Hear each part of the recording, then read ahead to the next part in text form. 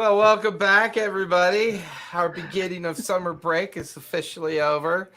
As now all we have to contend with are gods, primordial stones, the Feywild, maybe, and some mysterious creature that seems to be somewhere in the midst of all this. Oh, and by the way, we still have a couple other entities involved. Like the whole other quest, that started this thing is still there too.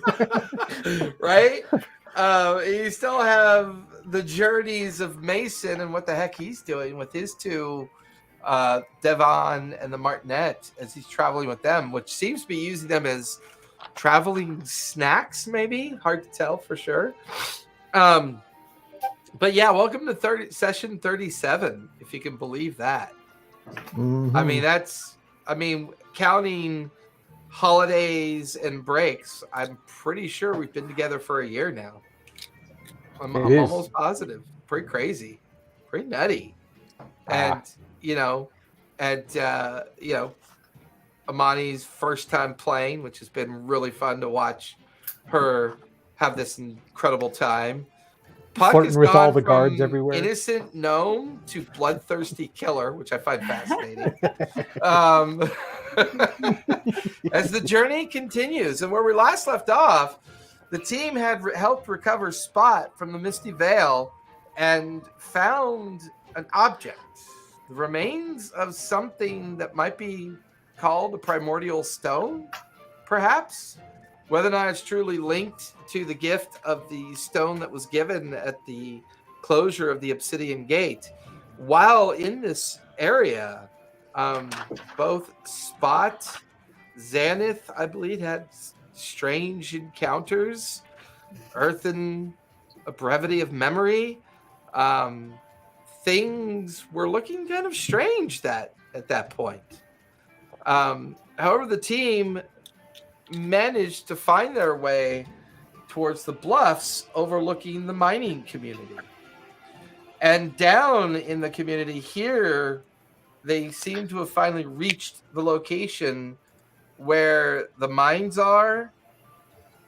It would seem an entire community has grown up around the copper keepers and copper makers, or copper takers and copper makers, as they continue to mine this area, and they've built a walled community.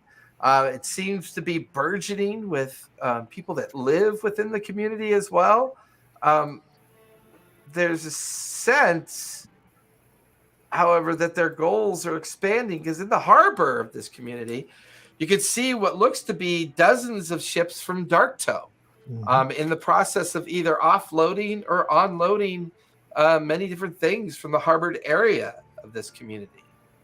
Currently, it is the morning, or did we stop for a long rest? That's the only thing I can't remember. I think we were just sidled up at the end, right? Yeah, because we were able to call it a long rest while we were in the... yes, that's right. Oh, yeah. Yep. That's right, because of the effect of being in that strange place that's in between places. So we'll call it the end of day, where the sun is just beginning to set as you're watching the Darktow ships off on the horizon. The tenders making their way in, some making their way out. The great walled community at the foot of one of the volcanic ridge lines. And in the middle of the community, you can see the great mining pit with wooden cranes and other operational constructs kind of around the pit itself, where great platforms are going down, some are coming up, and you can see hundreds of workers in the area, as well as a community of people coming and going through the main gates of this place. You guys are up on a 100-foot tall bluff looking down to the beachside area, and you're maybe a quarter mile away from the outskirts of the community itself. The sun is just beginning to go down, and I believe we are on the end of day 3. Believe it or not, it's only been about 3 days' journey since you left the Sawtooth clan. Mm-hmm. What would you guys like to do? Scry. I think we should scry on some people. Yeah, I had taken a note. Oh, we wanted to scry on Mannheim, right? Yeah. All right. I can settle up and I'm I'll gonna scry on Mannheim. toss some inspiration your way. I'll play like some sweet music while you're Oh, sweet. scrying, some meditative music, just in case. Just in case. Always good to have in your back pocket. That's an extra D10 that you can for ability check, attack roll, saving throw. Okay, awesome. And to clarify a point, that staff that I got, and you said it had a +2, like my spell attack. Does it also add to my spell save, or is it just spell attack? Just spell attack. Okay, all right. So that won't help with Well, your spell attack should automatically adjust your spell save, doesn't it? Well, yes, all the mods here are like spell attack / save, but pretty much everything I have is spell save, not spell attack. So if it's attack, I might give the staff to someone else. But wanted to check for this purpose. Yeah, that makes sense.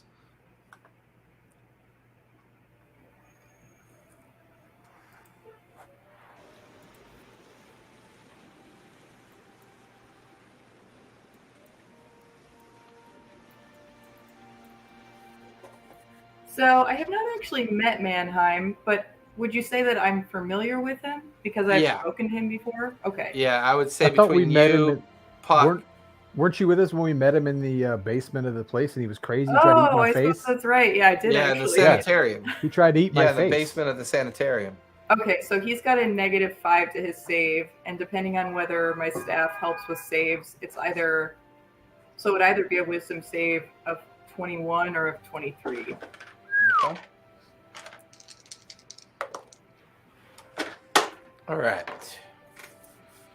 So while Xanath is going to make this scry attempt, what's everyone else doing at this point?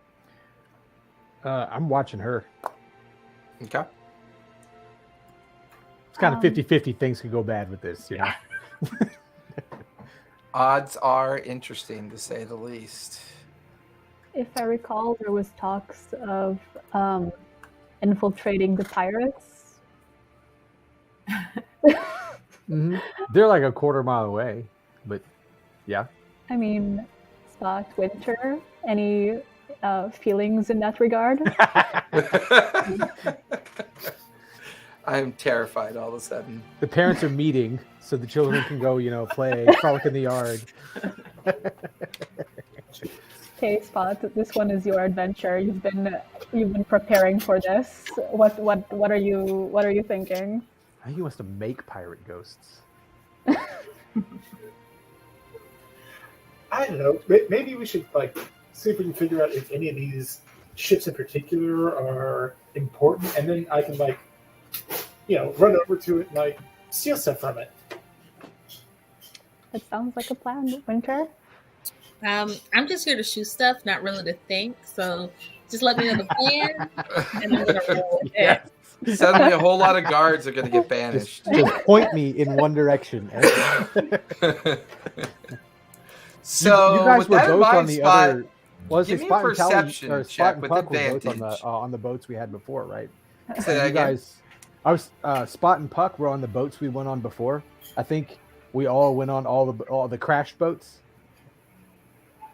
You talking about the river boats? No. When we were sailing here, we two different shipwrecks, right? And I think you guys both, at least Spot, I think you were on both of them. But it could where you recovered all the book and residuum, the residuum and all that stuff. Yeah. Okay. So that could be some maybe we find out if there's any relationship when you guys are there, That sounds like a good plan. or if anything looks familiar. So being up on the bluffs, Spot, as you and Winter and Puck start planning out an egress down into the bay area. It's not quite an official harbor. It's almost like there's a soft beach coastline where all the tenders can kind of come in and land and get staked into the ground. And people either offload them or are loading containers on them before they get shoved off into the water and they start rowing back towards the anchored vessels out in like the deepest part of the bay. Once again, this whole area feels very kind of ramshackle and ad hoc. Like maybe they started mining here, and then they had to build homes for the people that are mining, and then they had to, build an infrastructure. But it all feels like it kind of like an onion in reverse. The gradually things built out and outward. So the community, like all the buildings and structures near the middle, look older than the structures and buildings further out. The wall itself is almost like a hodgepodge of stone, coral, and the remaining debris of ships that have been dismantled over the course of time. It just seems like lately, looking at all this, that maybe there's been an increase in overall activity. So being on the bluff and looking for a specific target spot, give me a perception check with advantage. Perception with advantage.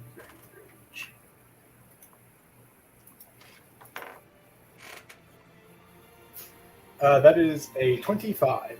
Okay. Ooh. The cliff that you're on, looking down, you can see a series of tenders that look like they've been staked to the ground and in place for more than a day or so. So you get the feeling that those 4 tenders that you're looking at don't look like they've been used for a while. You see the oars, and you can see that they have equipment in them, but not like they've been loaded up with anything or utilized. You also notice on the horizon, about maybe 1,000 feet out into the water, there's one particular ship that looks larger than most. And I'd say with that 25, it has the feel of a flagship. This particular ship, the flag looks familiar to you in the sense of a particular ruined ship that you saw on an island where the Raptors tried to get you guys. So I'm going to talk to Puck and Winter and kind of let them know what I see. Hey, we got some tenders down here that I think we can sneak out on, and there's a big old ship out there that looks really important. You guys remember where we beat up those dinosaurs on that island? It reminds me of that. Oh. Well, they had pretty good stuff. Yeah. Oh, I'm in. Of course, they had pretty good stuff. They had like 50K in residuum, I think, right? Yeah, not too bad. Do we want to have, maybe I am having a little too much fun with the concept of potentially pirate stuff, but do we want to have fake pirate names? Just in Winter's case. eyes got really big on that one. Just in case we get caught, so we need a backstory. I'd also say you recognize the banner as the Thunder Shroud. Okay. Was that I recognize it, or Yeah, Okay. You would recognize it because there was the tattered remains of the Thunder Shroud flag that was on the vessel that had the book and the residuum and correspondence between the copper makers and the copper takers. As I think these are parts are part of like the Thunder Shroud or something like that. Something like that. Okay, I have to do that. Puck, give me a survival check as you begin to glance around the edge of the bluff to see if you can see any trails leading down towards the seacoast. Ooh, that's rough. It's a nat 1, so that's a 6. This is what I kind of wish you were a halfling or you had lucky. With the sun dipping down, it's kind of hard to tell. The bluff seems like it's like eroding across the entire edge of the bluff. You could see multiple trails that look like they go down towards the seashore. Wait, I just realized. Sorry. I have advantage on coastlines, on seashore, like on There you ocean. go. Roll again. See if you pick up on something that's trying to eat you. Okay, thank God it's 18. Aww. Yeah. The way these bluffs are eroding, they're pretty dangerous. But you see at least 2 trails that look feasible. Take you and the others about 20 to 30 minutes to get all the way down to the bottom following them. But they look to be about the safest out of all the potential trails that you can see. Okay, that sounds like the best plan we have. Do we want to try? How do we want to sneak in there? I'm very stealthy, so I don't know. Maybe add some stuff to the tender and we're up there, and then I can literally like run over to it. You know.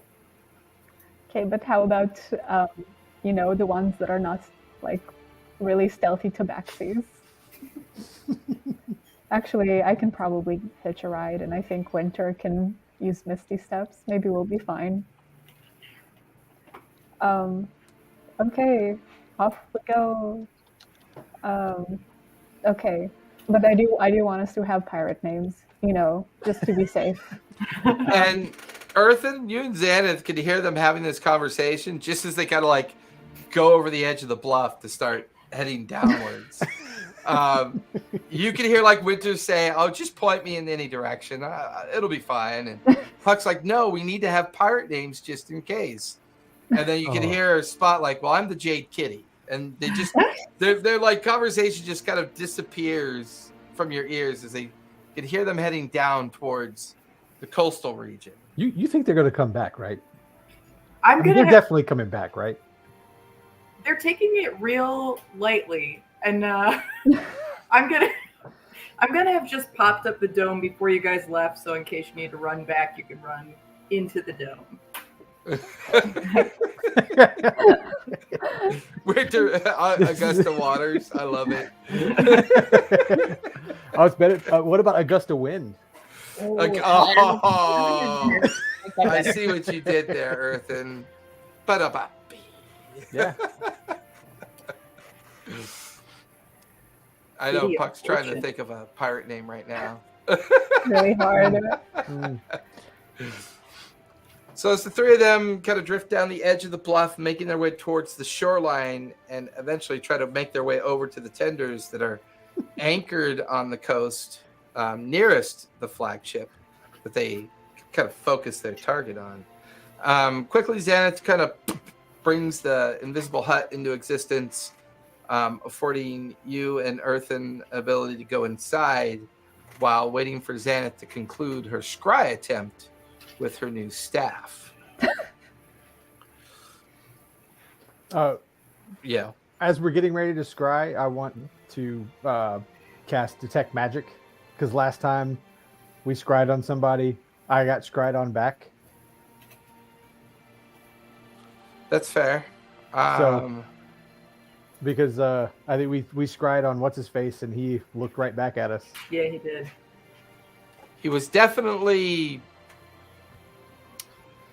interested in who was trying to. Although he didn't. I'm trying to remember. I don't think he knew that you were scrying on him specifically. You just happened to catch him trying to scry on you. It was almost like a coincidence that it happened at the same time. Yep. Yeah. Okay. And we pulled the newspaper up real fast, and we're like, "Oh yeah, no." The little eye hole cut. Your detect magic doesn't detect anything immediately around you. Okay. I think it's other got than like the fact 10 minutes, that the tiny hut is up, so that's creating some permutations of magical auras around you from that, and obviously the magical items that Xanath has in her possession. There is a kind of strange tug or kind of like arcane presence here. It's not completely physically visible, but it's almost like that. It's almost like you can feel the fog, but you can't see it, or you can feel the rain, but you can't feel it. There's an air of magic here that's just barely able for you to detect outside of normal detection. Is it like the like when we were up at the caldera when we first climbed up here and it was all cloudy and everything? Because at that time I pulled out the residuum and tried to try to see if I could, figure out what was going on with it way back when. Yeah, Is it like same degree, or are we No, this feels different. This feels entirely unique to you. It's almost like you sense like you should be able to feel like something magical is nearby, but you just can't quite see it or grasp it. It's just a faint echo. Before you do that, there's something around here that I can't pin it down, but I can feel something around here. I'm glad we're in this hut right now. Yeah, something around here. I mean, besides the obvious, something around here feels weird. The confluence of sort of the Fae and the fire plane, the betrayer gods. This is a bizarre area. Yeah. Well, and if these ships that we passed on the way here came from here, we know what they're digging up too. Residuum. Yeah. Yeah. Before I do the scry, can I do a quick cast of see invisibility, which would allow me to see invisible creatures and objects if they're visible, and allow me to see into the ethereal plane? Ooh, nice. Let's see. The tiny hut lasts for an hour. That's not concentration, and you're. It lasts for, yeah. Yeah, you technically haven't cast scry yet. Say this is preamble stuff. Give me an intelligence save as you cast see invisibility. You got that inspiration. Oh, that's right. Don't forget. Okay, good, because I am not that smart. We're getting into the scry. Oh, all right. Well, okay, I rolled a 10. I get a +1, so that's 11. What do I roll for inspiration? A D10. A D10? Yeah. Okay. And that's you're not 2 gonna for scry a on me. 13. Okay. As you take the moment to peek into the ethereal plane, in hopes of either noticing anything invisible nearby. Have you done this before? I've never done this before. It's strange. It's like pushing through a membrane of energy. Like your vision leaves your mind's eye and steps through a membrane of energy. This energy that connects everything that utilizes the ethereal plane. Creatures that use magic invisibility or exist in between invisible spaces or pockets of unknown places to hide. And just for the briefest of moments as you pass through, you get the sense that both off in the distance and somewhat nearby, random objects floating in rotation. And then you could have sworn you saw disembodied hands reaching in towards these random objects and then pulling them out. But it's too quick and too fast for you to understand what you see as you pass through the membrane of magic. And your vision is now pulsing outwards. All of the physical plane of your vision fall away. And now you're just kind of in like a soup of energy that your mind's eye is floating through. And it's almost like you're tethered to yourself and you're just able to peek into this place, this strange thing they call the ethereal plane. And you can see not all that dissimilar from the tendrils of connections that you saw to the primordial stone. But they have a different feel about them. They have a more kind of permeable feel about them. Oh my God, are they talking? There's almost like a permeable feel about, like when you were encountered with the primordial stone, there were tethers of strands of conduits that were traveling through different places and regions that you felt were planes of existence. The ethereal plane almost feels like it has a connection in the same way, only it's more of a veil, like an envelope of energy as opposed to specific conduits. Like things can slip in and things can slip out, utilizing this strange veil to keep themselves hidden, or possibly utilizing it to keep things hidden as well. But your eyes move about, your vision, you can feel the tether go taut as you're unable to kind of move any deeper into this space. But there's a ringing in your head as your focus is brought towards the mining pit. And as you focus on the area of where the mining pit should be, where this ethereal veil is kind of rippling over it, there's something there.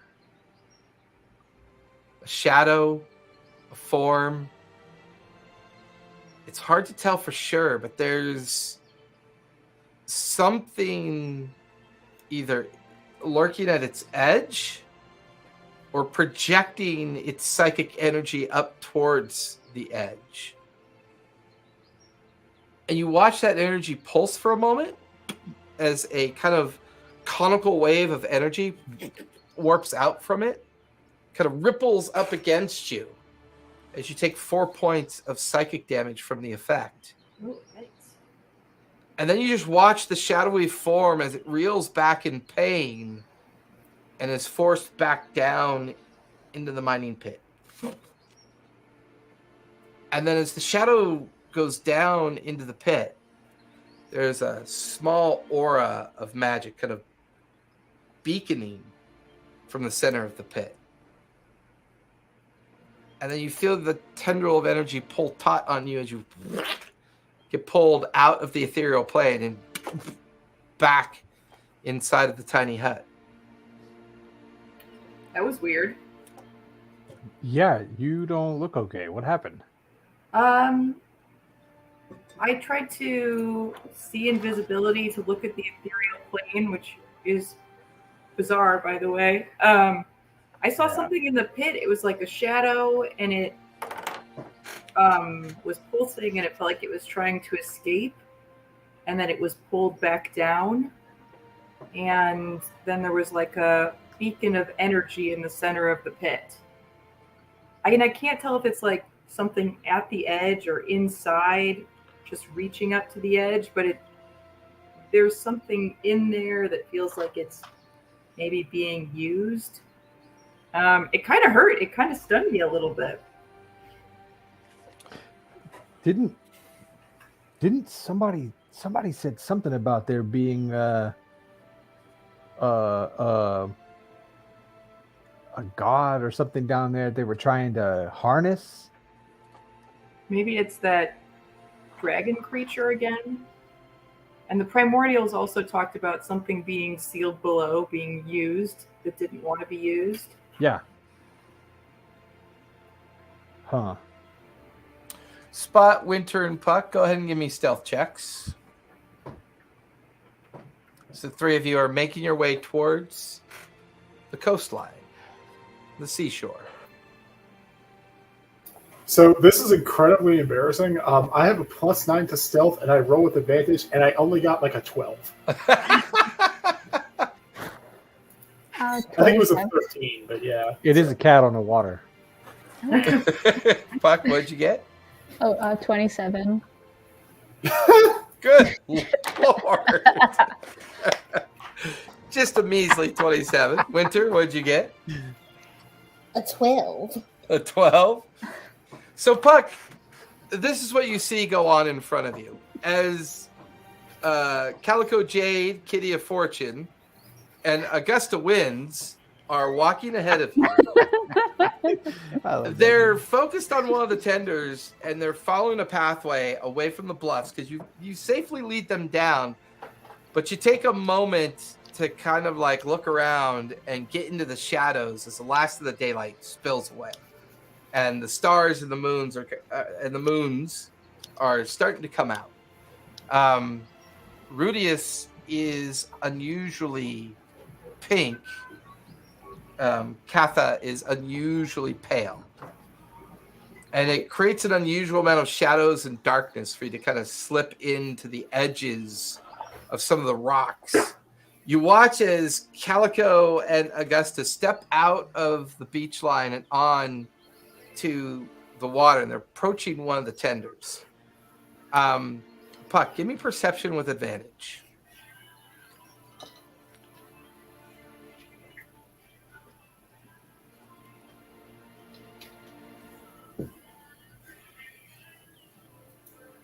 Um, 10. 10? Shit, what do I do? I should have given you guys inspiration That's before such you left. a juxtaposed outcome of something very specific. The 50-50 and the coin landed exactly on the side.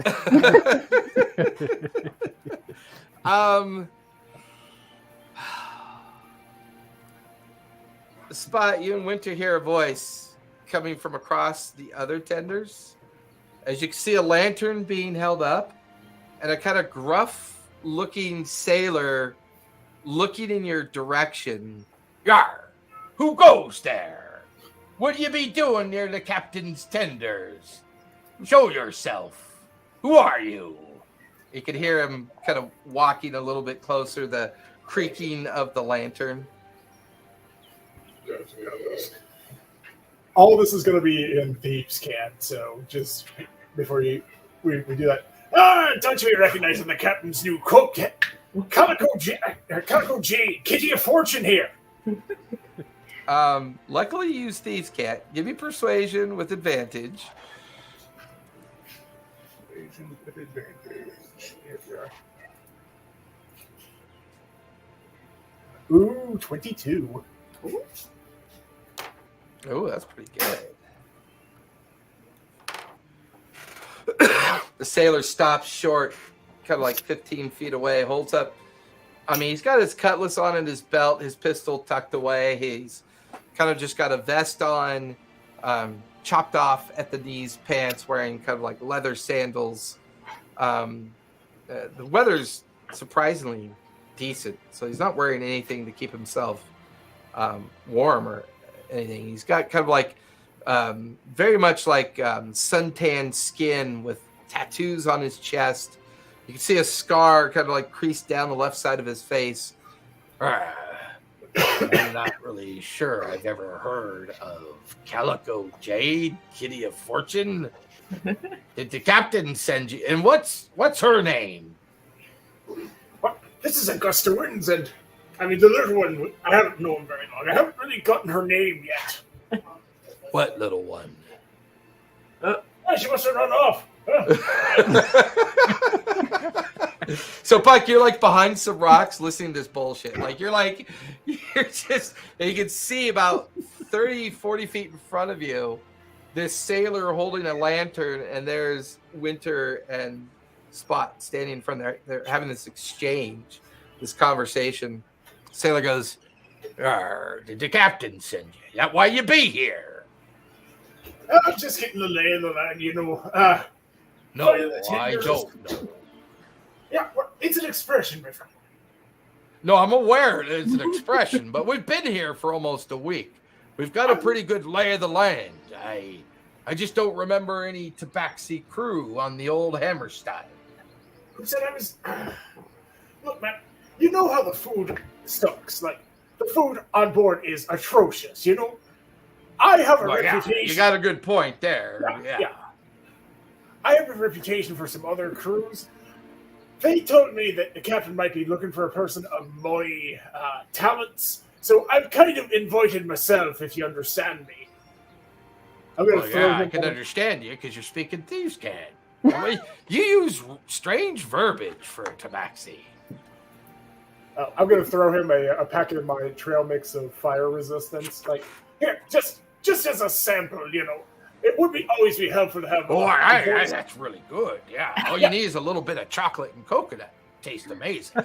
Didn't really have anything on me at the time, but that is my patented. You understand? Trail mix of fire resistance. You are really, really good around fire for the next 3-4 hours, something like that. It's good for that stuff. So, if you gotta exercise the great guns or something, that's what you need. So you meant to go on the Hammerstein then? Yeah, I mean, where my skills can be most useful, and there's the most coin there. Well, I don't really be having a crew that can get you and your friends across, but if you feel like taking one of the tenders over to the Hammerstein there, speaking with the first mate, Lilith, you're more than welcome to. I don't have any orders, Yard, to keep anyone. I mean, if the captain's requested you, I believe the captain's requested you. All right, I appreciate this, but like, keep this mum a little bit. Like, I don't expect the other crews are gonna be super thrilled to find out that, well, a kitty of my talents didn't offer to anything else. Give me a deception check. You're digging a very well persuaded hole into a very suspicious sailor. Ooh, ouch. That's a 9. A 9? He holds the lantern as you're trying to explain why he needs to keep it mum. I don't think I understand. If you're under permission to go to the Hammerstein, why would I keep it mum? He kind of rests his hand on his cutlass, staring at you with a kind of look of incredulity. I might have come from another ship a while back without explicit permission, you understand? I don't need that getting back to that commander. Which is technically true. Well, as they say, if you want things to be kept quiet around here, you best pay the tax, don't you think? All right. Can I do a perception check on him just to kind of see what if I can intuit the amount that will keep him happy? Give me an insight check, yeah. Yeah, thank you. Didn't know what that was going to be. Insight. What?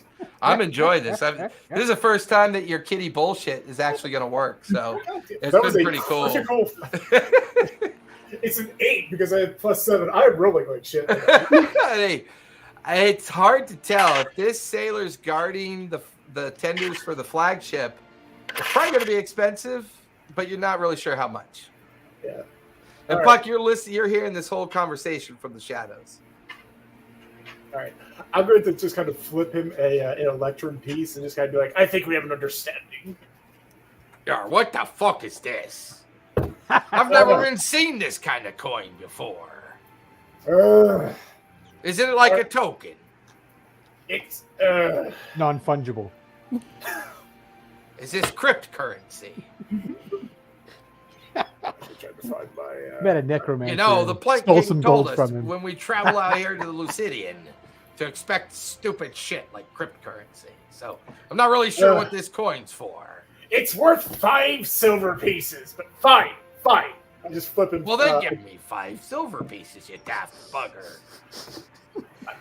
Do you think I'm made of pockets? Where would I? Fine. I toss the gold. You look bloody well like a thief, so yes. Guessing you're made of pockets. You got a lot of coin in their pockets. If you want this tender and you want to get to the Hammerstein and you want me to keep it, mum's the word. You're going to have to pay the tax. All right. Just got to slip in 2 gold. All right, yeah. Now you're speaking my language. Oh, look. Looks like something else has drawn my attention away. And the sailor starts turning and, he's like flipping one of the gold coins in his hand as he's walking down the beach. As he turns away, can I try to pick his pocket with my tail? Oh. Sure. You sleight of hand. No. The way you've been rolling, you're going to try that? 15. 15? You feel a hand brush up against your tail. Nice try. It'd be sad if you didn't try. Better luck next time. Oh, you get me, man. You And he get keeps me. walking. You get me. Oh, this guy's cool. He's just so good humored about the whole thing. I imagine him walking around just saying "mum" the rest of the night. Mum, mum, mum. I learned a new word. Mum's the word. Mum, mum, mum. I do vaguely feel like Spot has finally found their people. So as you come out of the shadows, Puck, you, Augusta Winds, and Calico Jade, Kitty of Fortune, climb into the one of the tandems that has the name Hammerstein on the side of it. It seems like this is what, and there's 4 tenders here, all with the same name on the side. So you get the feeling that all 4 of these tenders probably come from the flagship. It's currently about 1,000 feet off the shore. Who's rowing? He could be pulling them, right? Yeah, I was gonna say I can push him. I don't know the number. Since we're trying to be stealthy, do we want to go together or separately? I mean, I don't think they actually know you're here, Puck. So, Winter, why don't you and I row out to the ship and yeah, Puck can maybe. But all 3 of you are getting in one tender, right? Yeah. Okay. So Winter and Spot, give me strength checks, please. We're just like, strength? Really? I think she's like one of the strongest ones out of our group, though. I think you might be right. 1-5. I do love that you didn't even bother asking me. I think that's correct. Well, there's only 2 oars, so it's not like, you know. I mean, you can certainly help if you want to. My little hands. Hang out the back, kicking your feet. I mean, technically, you could man the tiller to make sure that, you know. So what'd you get, Spot? 15. 1-5. 15? That's fine. What'd you get, Winter? You're muted. You're muted. I let it down. I got a 9. 9? Going in circles now. Puck, give me a sleight of hand as you try to steer the tender while they're doing their best to coordinate the oaring. 19. You're rolling pretty good tonight. Hey. Only on the random So while things. Winter and Spot are having a hard time coordinating the oars, you manipulate the tiller to take advantage of whatever they're doing, whether it's rowing or uncoordinated surface water dancing. You're not really sure what they're Smacking the doing, water. but they're struggling to get it like into a pattern in motion. And what you do is you just kind of manipulate the tiller to kind of just keep. But if anybody was watching from on shore, they would see this like tender like doing this and stopping to go in a circle and then straighten out and kind of zigzag towards the Hammerstein. Everybody give me one more set of rolls. So Spot and Winter, one more set of strength check. And Puck, give me another sleight of hand as you guys are making your way towards the Hammerstein. 18. 7. Lord, an 18 and an 18? What'd you get, Good Spot? day. 7? Guys, I got an idea. The tender sinks. So there's a Knock the oars moment. off the side of the Yeah, boat. there's like a moment, Earthen, as you pause after you and Xanath have this story, and you take a moment to kind of look off the bluff and down towards the beach. Halfway out on the shoreline, like out in the water, you just see this tender circling. Oh my god. Oh my god. You see a I'm like- little I'm like- tiny figure yelling at 2 other figures. I'm gonna knock on And you're her going to helmet. hear like, all their frustrated voices kind of like echoing up the side of the bluff. Damn it! Oh my god! Look at this! Look at this. Like knocking our helmet, like think, you know. Hey, look out there! They've been out there a long time. Like, They've covered a lot of ground in the Yeah. same circle mhm. or And- ocean, but they're whatever. gradually doing this towards the Hammerstein. You get the feeling that whoever's steering is just hoping at some point they're just going to circle run into the edge of the Hammerstein so that they could try to climb up on board of it. But really seems like how the moons circle around us is kind of They're what they're trying trying. to do out there. There's I don't probably know. there's probably a strategy to it. Maybe they're trying to avoid getting hit, or like Maybe don't that know. shark guy's out there. this is probably like a pirate thing that Spot knows about. Yeah, I could see that.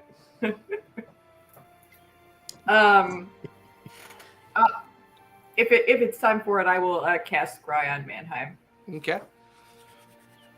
As you cast, you get into like your focused position, and you feel that feeling of your disembodiment from your physical form as your translucent form lifts up And you're waiting for it to pull you in the direction as you focus on the familiar figure Mannheim. His disheveled look, his face, his kind of strange appearance that you remember seeing in the bowels of the sanatorium.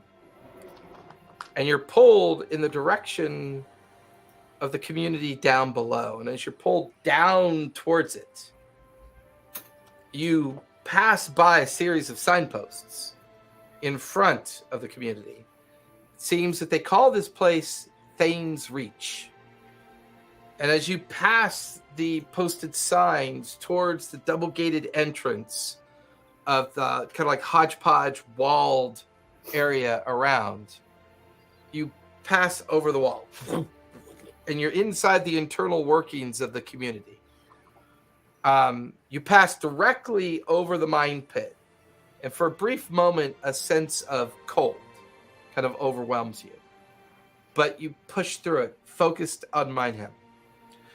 Go over it, up the 50-foot bluff of the internal section of the community where a series of squat stone structures sit up in the bluff side. And you're pulled by a sign that calls these dwellings the Copper Halls. And you're pulled into the interior of one of the buildings. And there you could see the disheveled figure of Mannheim on the ground of a stone room. To his right and left, two gnomes. They are very much dressed in leadership attire.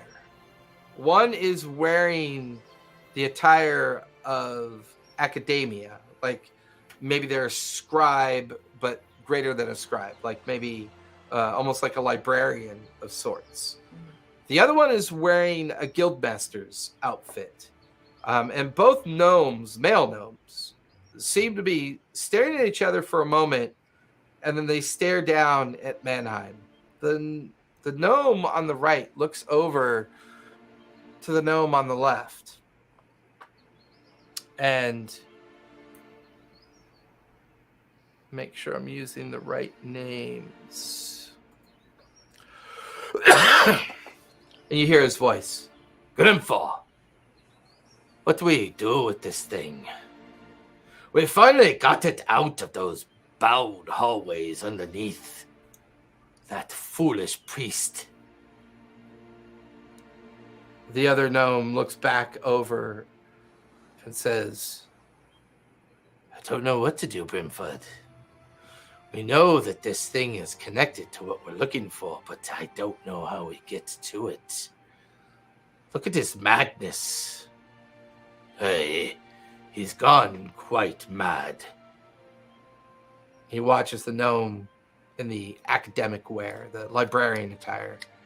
Gets a little closer to Mannheim. You there, fool. Tell us, what took your mind? He watches Mannheim kind of turns over to crab away from the one that is called Brimford. And he's got this look of sheer panic. He looks emaciated, like he hasn't eaten in days. He's gaunt. His eyes sallowed deep into his eye sockets. Purple, like veins of protrusions on his neck and distensions. Dirty, covered in soot and grime and sweaty humidity of the environment. Hey! Shadows? Shadows crawling in. They take. He holds his hands up to his face. They take it all. They take. I tell you, he's daft. We're not going to get anything from him like this. What do you suggest we do? I say we get the Legion. It'll find out what's inside that brain. You watch as Brimford stares over at an iron box sitting on a table. There's no coming back from that if we use it, though. Doesn't matter. He's mad already. Let's just get what we can get and be done with it. Brimford motions towards Brimford. Hey, well, but I'm not using it. You use it. Maybe we get that daft goblin to do it for us. I hate touching that thing. No, don't involve him. He's fine. You watch as Brimford walks over to a small bucket, reaches in, pulls out a chainmail glove, puts it on his hand. And the gnome walks over, lifts open the iron box, and as he reaches in, something begins to just make this horrendous screeching noise. As this 18-inch long larval creature gets pulled out of the iron box. He walks over to where Mannheim is cowering on the ground. Brimford looks at Grimfor. Well, hold it down. I've got to control this thing. Can I try and sending right now to Mannheim and be like, run now? Ooh. It's not concentration. Oh, that's interesting. That you are exposing yourself. How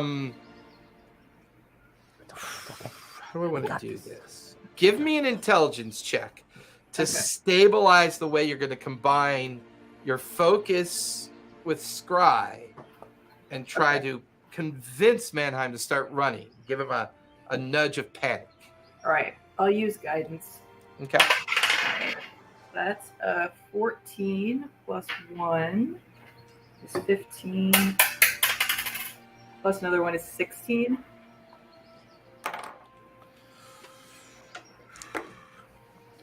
I just rolled a natural 1 for his insight. Oh, no. You watch as he starts rolling on the ground, screaming that the voices are in his head, yelling at him. The shadows are trying to take his mind, and he starts inadvertently scrambling away from both Brimford and Grimfor.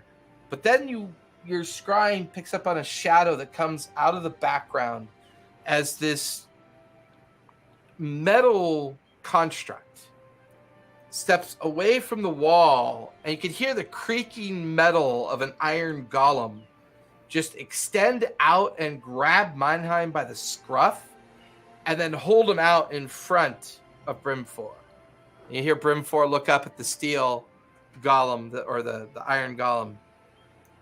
Thank you very much. Now hold him steady. And you watch as Brimfor holds the strange larval-like creature, jams a short sword into the belly of Mannheim, slits it open, jams the larval creature into its belly. You watch as it begins to crawl up into his chest, and as it gets to its throat, it expands out. And you can see tendrils of weird fibers jet out and begin to probe and sink into the skull of Mannheim. This is always the weird part. I don't like watching it, but it works. Of course it works. It took us a while to find the damn thing, and it works. Just get ready to ask the questions. And as the iron golem holds the thrashing Mannheim finally goes limp. And you hear this disembodied voice.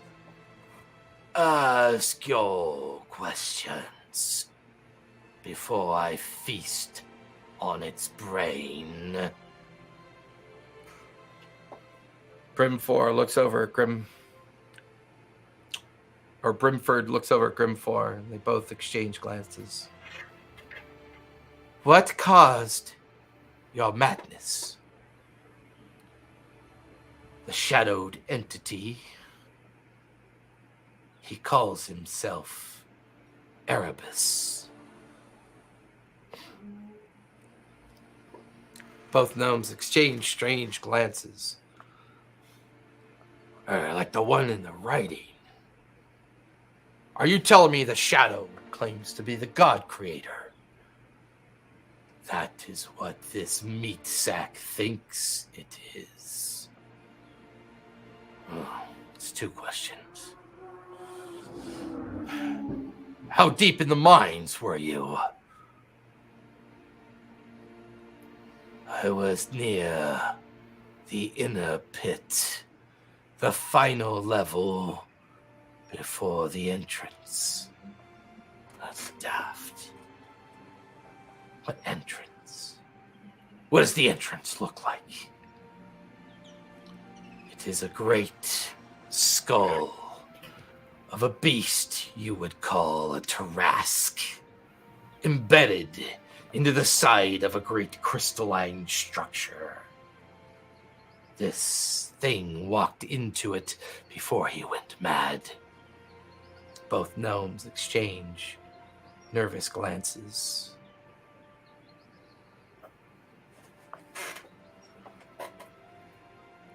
Does the Guardian know about you? You feel your scry just suddenly just stop, and you're pulled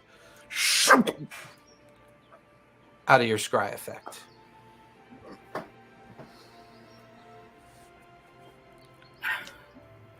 Mannheim is dead. I just watched them kill him. How? He's all the way in the mines. He's in this sort of city in the mines. There were two gnomes with him who looked like they're from the Copper Keepers. One a librarian, and the other one like a administrator of some kind. They were questioning him. What drove him mad? Did you catch their names? I did. It was Grimford and Grimford and Grimfar. I'm gonna pull out the book that I had out of the sack and flip it open and see, because we had was it the sack or the note? One of those things had the name, looked like Grimmer on it, and I'm like, if I go back over it, shortened version, yeah, right, like a nickname, yeah. So I'm just, would I be able to insight? Considering all the information you've collected, you can give me a history check. Okay.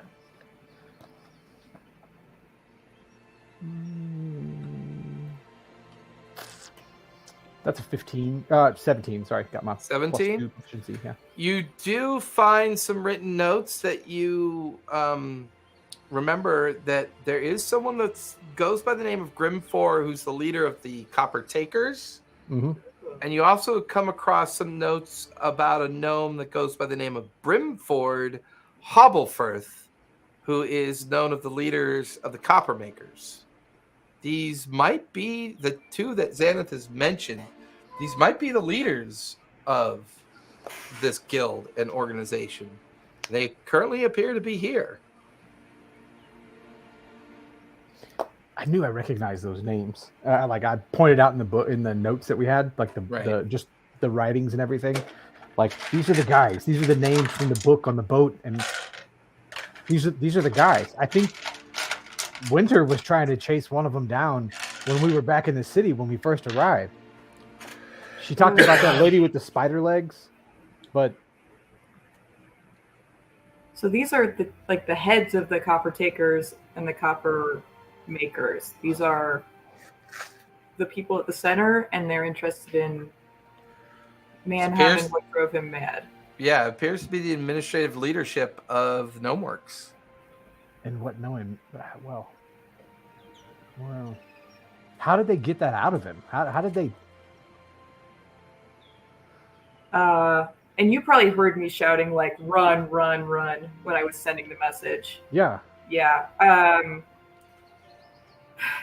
They pulled out they had an iron box. They called it the Legion. They pulled out like a bug, and I tried to warn him, and he didn't understand because he was mad. And they had a big metal construct that held him. They split him open, and they put the bug inside him, and then they asked questions. And I'll recount what they asked and what he responded. Yeah, and the only thing you didn't get a response for is when they asked him if the Guardian knew. The Guardian. Yeah. Huh. Back on the city, they had talked about the Tarask under the. I mean, you remember that? I guess it's not alive anymore. Yeah. I wonder if they're asking because they want it it seems less like, I don't know if they want something or they just want to know what the dangers are as they're digging for residuum. They seemed. But what was that last question? The Guardian? Does the Guardian know? How did they ask that question? Was it like were they nervous? Was it, I mean, were they flustered or something? What was the tone of that question? They were fearful. When the creature talked about this shadow creature Erebus, they knew about Erebus. And when they talked about the Tarrasque and how going inside the Tarrasque mouth was the point at which Mannheim went insane, they were scared. They're fearful. They're not confident. Erebus, is that what they call the guy that we met under the crystal? The thing, the hooded figure that we met under the crystal? That guy kept saying he was the one. You said they called him the God Creator. Creator. That didn't. That talks. That's like what the guy was talking about, wasn't he? He called himself the Primordial, and he was the first one, and all that. Whatever that nonsense. Oh, the guy with the hooded figure holding up the crystal, the giant thing holding up that crystal, or trying to hold the crystal, or whatever he was doing. But he's not a shadow.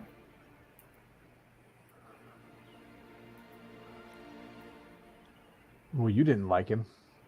I thought he was scary for sure. Maybe the Primordial is the Guardian.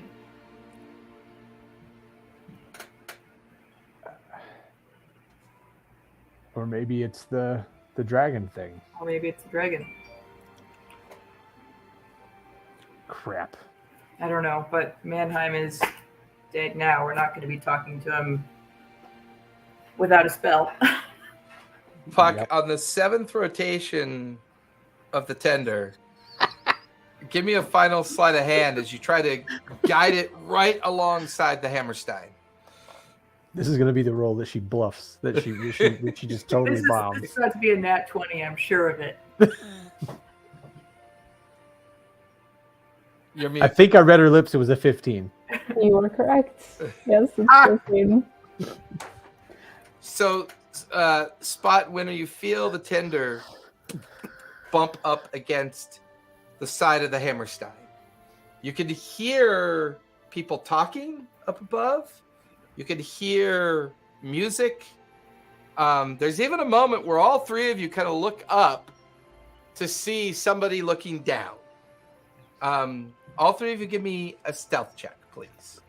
Because it is dark out on the ocean. God damn it. Oh, actually, that's not that bad. 17. Oh, fuck. I mean, a 17 for you, though, is like rolling almost a nat 1. Terrible. Yeah. No, it's a 12 for me. Okay, Winter? 16. Okay. How did the table turn so badly? I know. It's all right. There's a I little rolled baby on the boat down there. I rolled a 2 + 4 for perception. So just as this figure looks over and down, and the three of you kind of look up, seeing if you alerted anything, one of the gunwales opens. And as it opens, it kind of blocks their vision into the tender. But then you watch as a bucket of leftover meat and fish guts gets tossed out, and all of you get covered. But the gunwale stays open, and you can hear laughter from inside. The ship is quite large. It's maybe a 5-deck ship.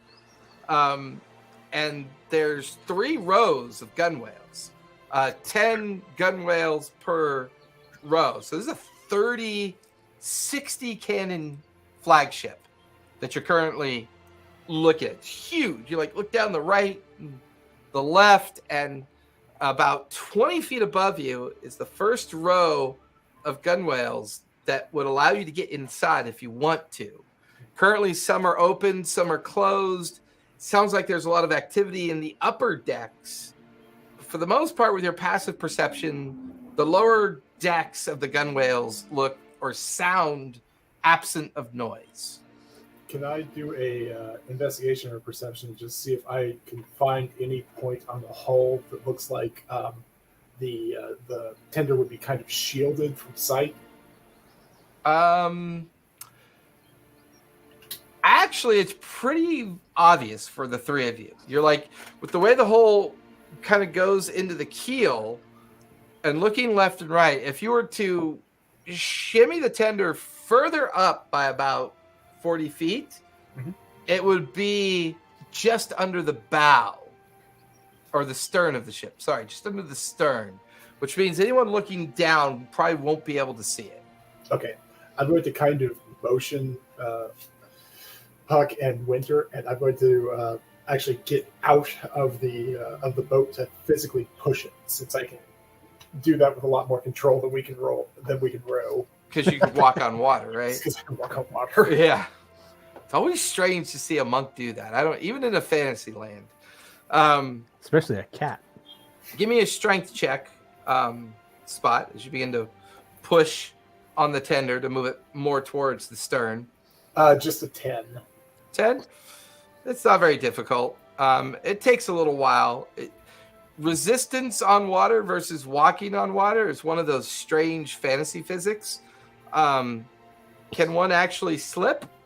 No, but it's kind of hard to get force and leverage at the same time. So it takes you a little while, but eventually you shift the tender just under the stern of the boat, and it's now completely out of view from anybody up on the main deck. You also then hear further down another gunwale open up and another bucket of refuse like thrown out into the water. And that's when all three of you see shark fins kind of circling near the edge where the refuse is. And they kind of, the water kind of boils up a bit, and then fins kind of kick and they kind of disappear into the inky water. Oh. All right. Let's try not to fall then. Was I able to kind of maneuver the boat close enough that it is pretty much out of sight from what I can see? Yeah, from what you can tell, sure. Okay. Is there anywhere where I can lash it so it doesn't go anywhere while we're doing this? Give me a perception check as you glance at the edge of the stern to see if there's anything you can tie it off to. 28. 15. Yeah, there's some metal rungs. It looks like maybe might be where they hang scaffolding for when they do work on the hull of the ship. And you're able to tie off the tender to it and keep it lashed up against the stern. All right. Just kind of turn it up. Okay, so how do we want to do this? Because I'm pretty sure that Puck and I could just get up there and sneak in some form or fashion. But what's the plan?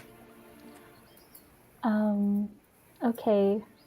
Winter, would you rather we all went together or separately? What do you think would be better? Basically, I hate to Scooby-Doo this, but we will cover more ground and probably be less suspicious. But there is, some issues if we do get caught. Oh, this sounds like thinking.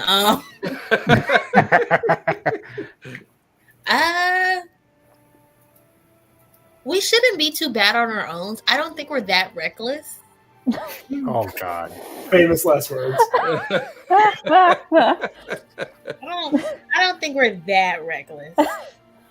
Well, You're right, Xanth, you're right. they're not coming back. Yeah, Xanth on the hill, it's a very bad feeling. I got a bad feeling about this. You know what? You're right. We're pretty okay. Yeah. So let's maybe try and have an objective just based on what we each seen. Who wants to go scour? Okay, how about this? I'll go scour the holding tanks and whatever, I guess the ground level stuff, since it's a pretty big ship. Who wants to go upwards toward the captain's room and then Nice. We're gonna die. Winter, do you wanna? Is there like a specific place you want to current explore? You can, if you want, come with me. And actually, probably I could use somebody a little bit stronger than me in case we find something big in the downward levels. Or you can just kind of, I guess, go around and see what you can study from the situation. You probably have a better chance of passing as just like a normal pirate. I guess I'll go with you because I just came to be reckless a little bit. I can't lie. Okay, then I will keep you in check since I am very responsible. Do you have Puck or do you have Punch and Lunch with you? No, I left them with you. I left Punch with you, and I think I have Lunch with me since it's just a coin. Yeah, it's currently a coin. But I think Lunch is just chilling. Yeah, Punch is curled up in the corner of the tiny hut, just kind of paws up in the air, kind of like twitching. You look over like you have no idea what's about to go down, do you, buddy? I like when I'm stressed out, I just go and rub his belly. It's very calming. And it's just very loud purr that radiates throughout the tiny hut. Oh. There's a moment when Punch kind of lifts its huge furry head. Its ears go flat for a moment. Like it could hear something off in the distance. And then just like a cat, calmly, its ears go back to normal and it lies back down and slips back into its nap. I put my hand on it and said, yeah, that's the sound of a bad idea.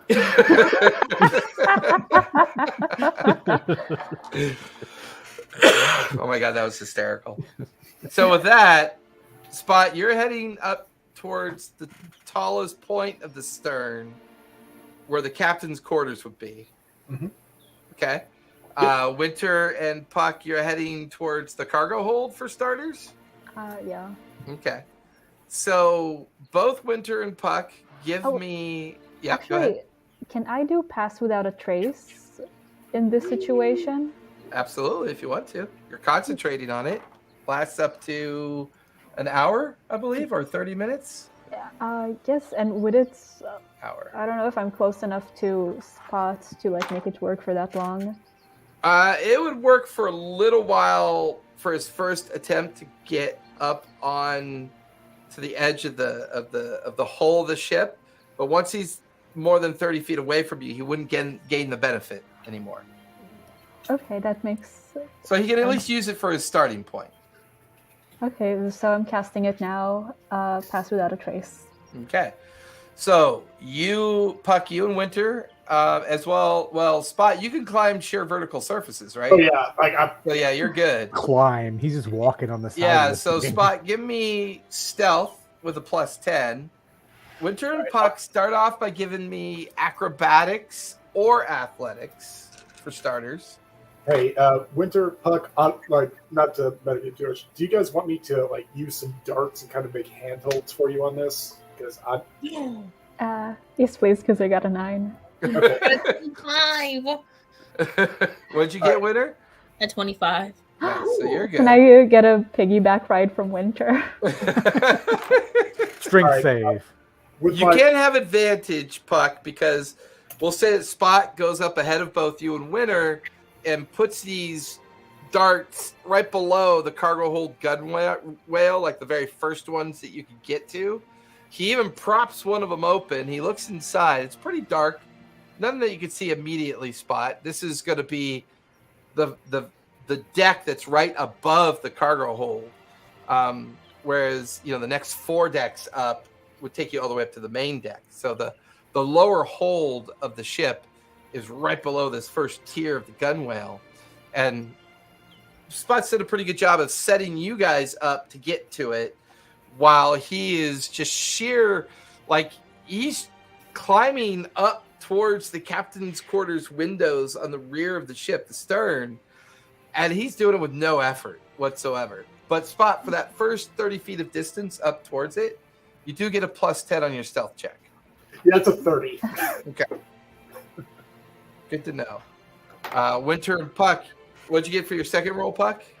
I got a 19. Okay. So you and Winter managed to hoist yourself up using the darts, and the two of you are now like right below where the gunwale's propped open in this like 3 foot wide, 2 foot tall entryway. And you can see the cannon sitting there, but it's very dark inside, and there's definitely a strange kind of rotting smell.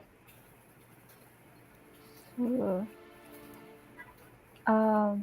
Can we do perception to see if we can kind of get a sense of which direction the holding cell might be? Yeah, give me a perception check.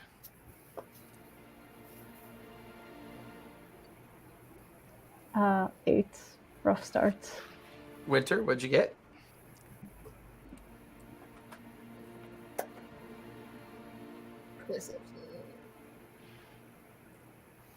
I got an 11. 11. I mean, as the two of you poke your heads in and in the dark, since you're at the stern of the ship, looking towards the midsection of the ship, you can see what looks like a series of stairs that goes down into the main hold and then goes up towards the next deck. You can see 9 other cannons on this side and 10 other cannons on the opposite side. You can see kegs of powder and shot and cannonballs. You can see rope and wadding and all the material that would be needed to operate this level of the gunner's deck. But you don't see any people. But to the direction of where you can see the stairs, the two of you can now hear mutterings and footsteps as somebody is coming out of the lower hold and up into the midsection of the gunner's deck that you're looking into. They don't seem to pay you any mind. They walk over to a different gunwale, and you realize it's a orcish-looking individual. And he props open a different gunwale, and he's carrying 2 buckets. And he just throws them out. Sharks be liking that nasty. Well, that's enough for tonight. I'll do some more in the morning. And he watches the orc kind of walks over the stairs and starts climbing up the stairs towards the main deck as he leaves the 2 buckets at the foot of the stairs of the deck that he just kind of walked up from, the lower hold. Can I inspect the buckets just to see if it's leftovers or if there's maybe another reason they're doing this? Sure, they're about 60 feet away. Give me a stealth check as you pull yourself in and start creeping towards the buckets with Winter right behind you. So both you and Winter giving me fresh stealth checks with a +10 because you still have Pass Without a Trace up. 27. Was that a deck save? Stealth check with +10 because Puck has Pass Without a Trace up. Wait, so the past does that like make my +14, or is it just like I guess like It's a normal stealth roll. Then you add a +10 on top of it. oh, nice. Okay, so a 34. Okay. What'd you get, Winter? I'm sorry. I'm rolling now. No worries. 26. I got a 16 26. but +10. Yay. Yeah, you guys are being pretty quiet. You're creeping through, and that's when you can see, like, along the right side where he's thrown stuff out the gunwale, you could see, like, bits of, like, viscera and meat that kind of slopped out of the buckets when he tossed them out. It's kind of like a mixture of, like, fish guts, other kind of animal offal, and stuff that didn't quite make it out the gunwale. As you get towards the edge of the stairs that go down into the lower hold, you can hear lots of laughter and music from up above. You get the feeling that whatever crew is still left on here is they're either not taking guarding seriously, they don't feel like they're under any kind of threat or of incursion, and it just sounds like they're drinking, gambling, and just kind of having a good time in the upper decks above you. Two of you at the edge of this, where the buckets are coated in like a bloody liquid, just like this kind of bloody, syrupy, congealed remains of stuff that's been eaten and just consumed, but it's got a real kind of rotten smell to it. And there's, being this close to the lower hole, there's a permeation of rot coming from down below as well. Oof.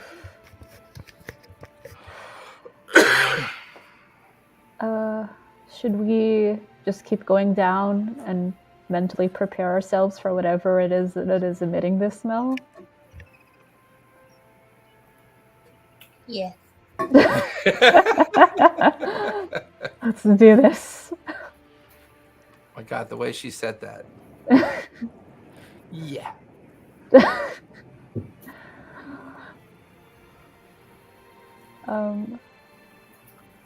So we'll continue to go down, and hopefully Okay. it won't be too bad.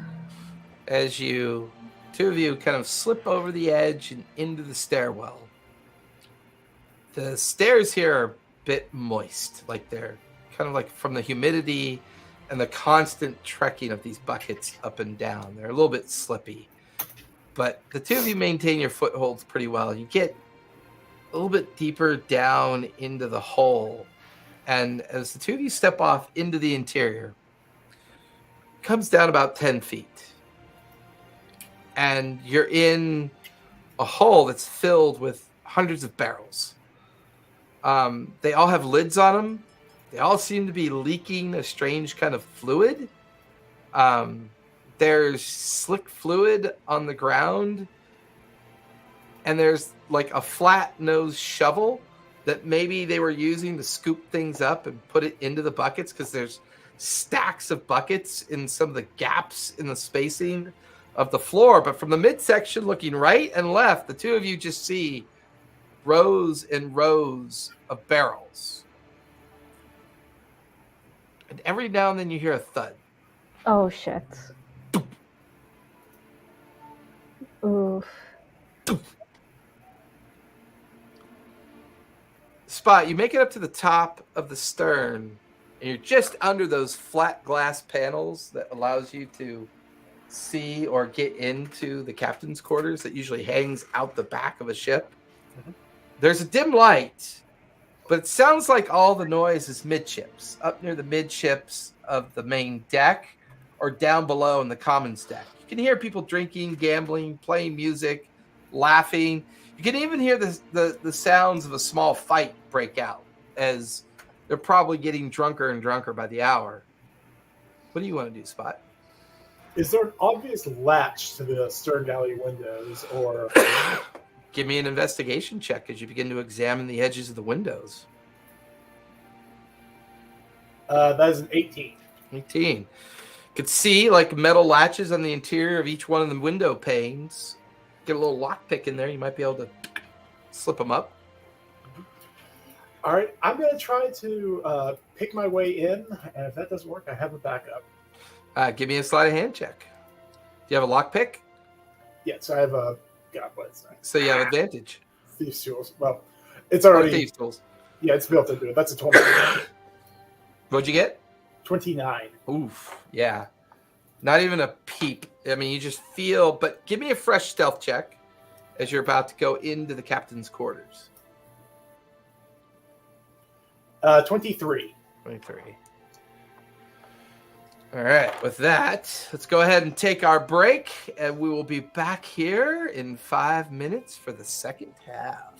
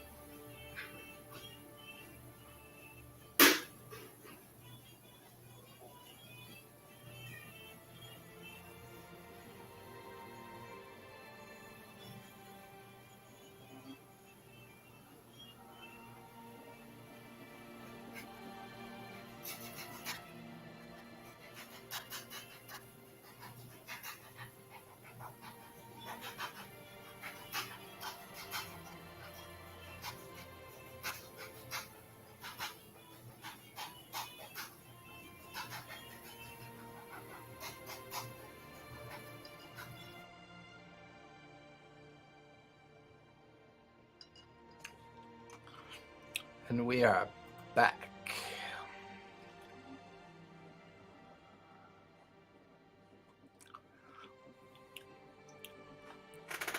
Waiting for everyone to come back from their break.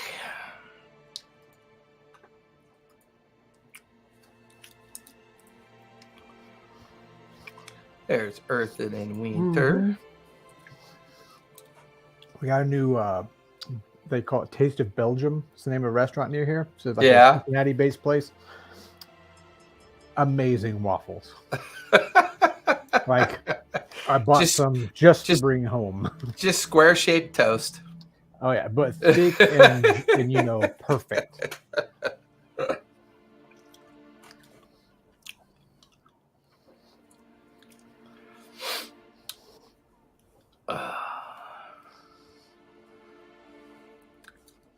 Puck and Winter always getting in trouble. What gonna do with you two? Salty McTiger Fist. Salty was a good name. Salty, I couldn't come up with something better than Salty. I love it. That's great. But I am not a short dwarf. I am a gnome that is perfectly normal sized. I am a perfectly normal sized gnome. Can't help it that I'm taller than a dwarf.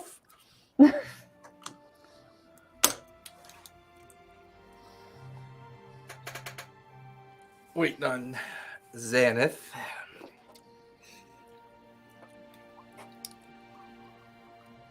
Oh my god. I can't believe you guys split the party. That's so funny.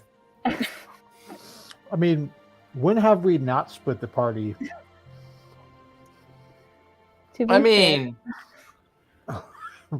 unless it's a big fight. That's the only time we haven't split the party. Otherwise, split the party. It's also, I think, more dramatic if you're going to break into a pirate captain's lair. I think. Well, yeah, you guys further split the, you like extra bisected the party, right? It's by the end of it, we're all just gonna be in like 3 different stories. So, Spot, you managed to get the window pane, and you managed to swing the window open outward. Mm-hmm. The room appears to be empty. It's quite nice. It's a large room, being this is a particularly large flagship. You can see a desk, maybe 4 or 5 bookcases loaded with like strange curios and statues and collections, books and maps kind of strewn all about the place. Very large, oversized bed, 2 or 3 large chests open, spilling out with like clothes and bolts of fabric and other things. Paintings either leaning or hanging up on the wall. There's a main double door directly across from you that must lead out onto either the main deck or the helm's deck. You're not entirely sure. There's also another series of stairs that looks like it goes up towards the ceiling, and maybe that leads up towards the helm's deck above the captain's quarters. So it's a pretty large space. What do you want to do? First off, I want to kind of use my my thieving skills to make sure there's not any traps, basically, that I am, in fact, alone in this room. Give me an investigation check as you begin to double check the room. No That's not very good. mimics. It's just a 10. 10? Yeah. Being on the inside, it's hard to tell. Most traps are set to keep you from getting in. The fact that the windows weren't trapped tells you that this particular captain feels secure. The only thing is maybe the main doors are locked. Other than that, you don't really see anything of concern or worry that you can tell. All right. I'm going to head over to the desk and just kind of look at the papers and books and see if anything stands out. Okay. Go ahead and give me another investigation check as you begin to kind of just peek through drawers, books, parchments that are tied up on the top of the desk. All right. 15. 15. They mostly seem to be registers and ledgers of loading and unloading vast quantities of something called viscera vines. There's also entries for each of the different groups of the barrels that get onloaded or offloaded. And they're referred to as experiments. And the current ledger that you're looking at is experiment 10649ZK. And it seems to be shipped to the copper makers, or intended to be shipped to them within the last 3 or 4 days. So maybe this recent arrival might be this recent shipment. There are a ring of keys in another drawer. You find a small leather pouch of coin. Maybe you look into it real quick and there's maybe 30 gold and 12 platinum in the small leather pouch. There's stacks and stacks of papers, notes, and entries for what feels like a lot of activity of either delivering or picking up cargo. All right. None of this is making my ex-thief sense super comfortable. Like, Okay. I feel like the pouch there is kind of a lure. Like anybody that leaves out that much gold probably has something more to hide. Can I look at the desk and see if there might be any kind of like hidden compartments or something? Yeah, give me another investigation check as you start kind of feeling for false bottoms or looking for drawers that are like against something that might be thicker or thinner as you start wondering if there might be something false here. Just a 12. 12? Nothing really pops out. Nothing comes out to mind. Mhm. Seems All like right. a pretty run-of-the-mill ordinary desk. All right. You said there was bookcases. Any tomes on those that, again, would kind of pique my interest? The second bookcase to your left has 4 books that look very recently used, and they have some pretty bizarre names on the spines of the books. All right. Last thing, because I really should have talked about it beforehand, is there like an oilskin pouch or just something that I can kind of shove things into that's reasonably waterproof? Looking around, give me a perception check as you scour the area around you. 18. There is a crew's cloak. So hanging on a peg, you could see a waterproof cloak that's hanging. You could probably fill that up with stuff, tie it off, and kind of carry it like a haversack if you had to. All right. Just start doing that. Just load up the most recent manifest and those 4 books. Okay. Pull the books, the manifests, start gathering all that up. Earth and Xanath, the other half of your team, has been gone for the better part of an hour currently. You just got back from your scry, and the two of you are kind of lingering about the tiny hut. What would you like to do? It's now mid-evening. Sun's been down for a couple hours. The fact that you haven't heard any loud explosions or any warning bells is a little comforting at this point. It's a good sign. Maybe.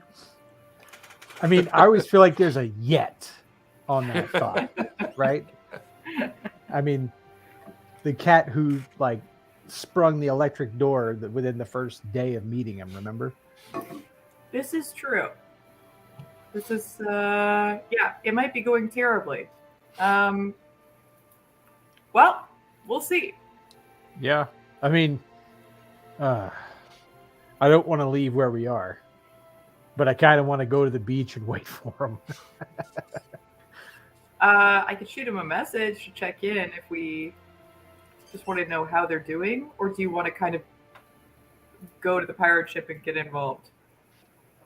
I guess we could start there. Kind of don't want to go to the pirate ship. I had enough of questionable boats on the way here. We know that Sawtooth is coming in about 2 or 3 days, and we wanted to 3 days, yeah. We wanted to sort of get into the mines and get positioned before then. Is there any other? I guess I'm trying to think whether there's any other intelligence that we can be gathering while these guys are on the pirate ship. What if we? I mean, we can scout the city. GM question: if I was to polymorph one of us into a flying animal, just for the sake of scouting, one of us walk and one fly or something, would they be able to remember what they saw? Depends on what you turn yourselves into. I could be invisible, or I have another spell. Oh, yeah, you have invisible. Yeah, right. Or I could make you invisible. One of us can be invisible. I've got advantage with my fancy clothes, so. Oh, sweet. Yeah. Should we just go? I have a little bit of pocket luck as well if things go sour. So. Should we go and poke around, just see what we can see if we? I mean, it's worth it to at least check out the walls. I mean, I mean, you described some pretty big walls in this city that we're gonna have to get past somehow. Big walls, big stone buildings that the Copper Keepers seem to have set up and inhabit. Pretty sure they're not going to let us just walk in there. So yeah, that's a good plan. If you can be, how long can you stay invisible? I can be invisible for, it's only for 1 minute. I can also do another spell called Mislead, though. That's for an hour. Well, I've got some stuff to kind of CYA for us, to cover our asses. So we can probably make it. We can't be any worse off than those guys. We're the adults, right? That's true. Yeah, we're the adults. So we've got this handled. It'll be fine. Totally got it. Totally. Yeah. All right. Sweet. I'm just gonna leave the door open to the tiny, or the tiny hut disappears when you walk out, doesn't it?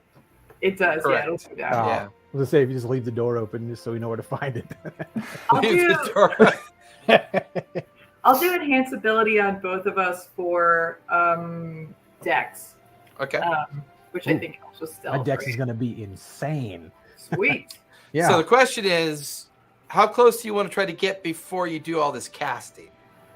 Because it could take you about 20 minutes to get within the community boundaries, so to say.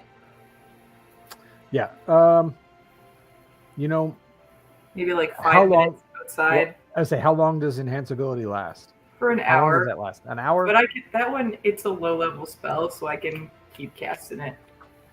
Yeah, I think let's hit that before we go, and then worst comes worst, I can dimension. We can zap out of here with my little portal door and all that fun stuff. Might put them on a little bit of watch, but we can figure something out. Okay.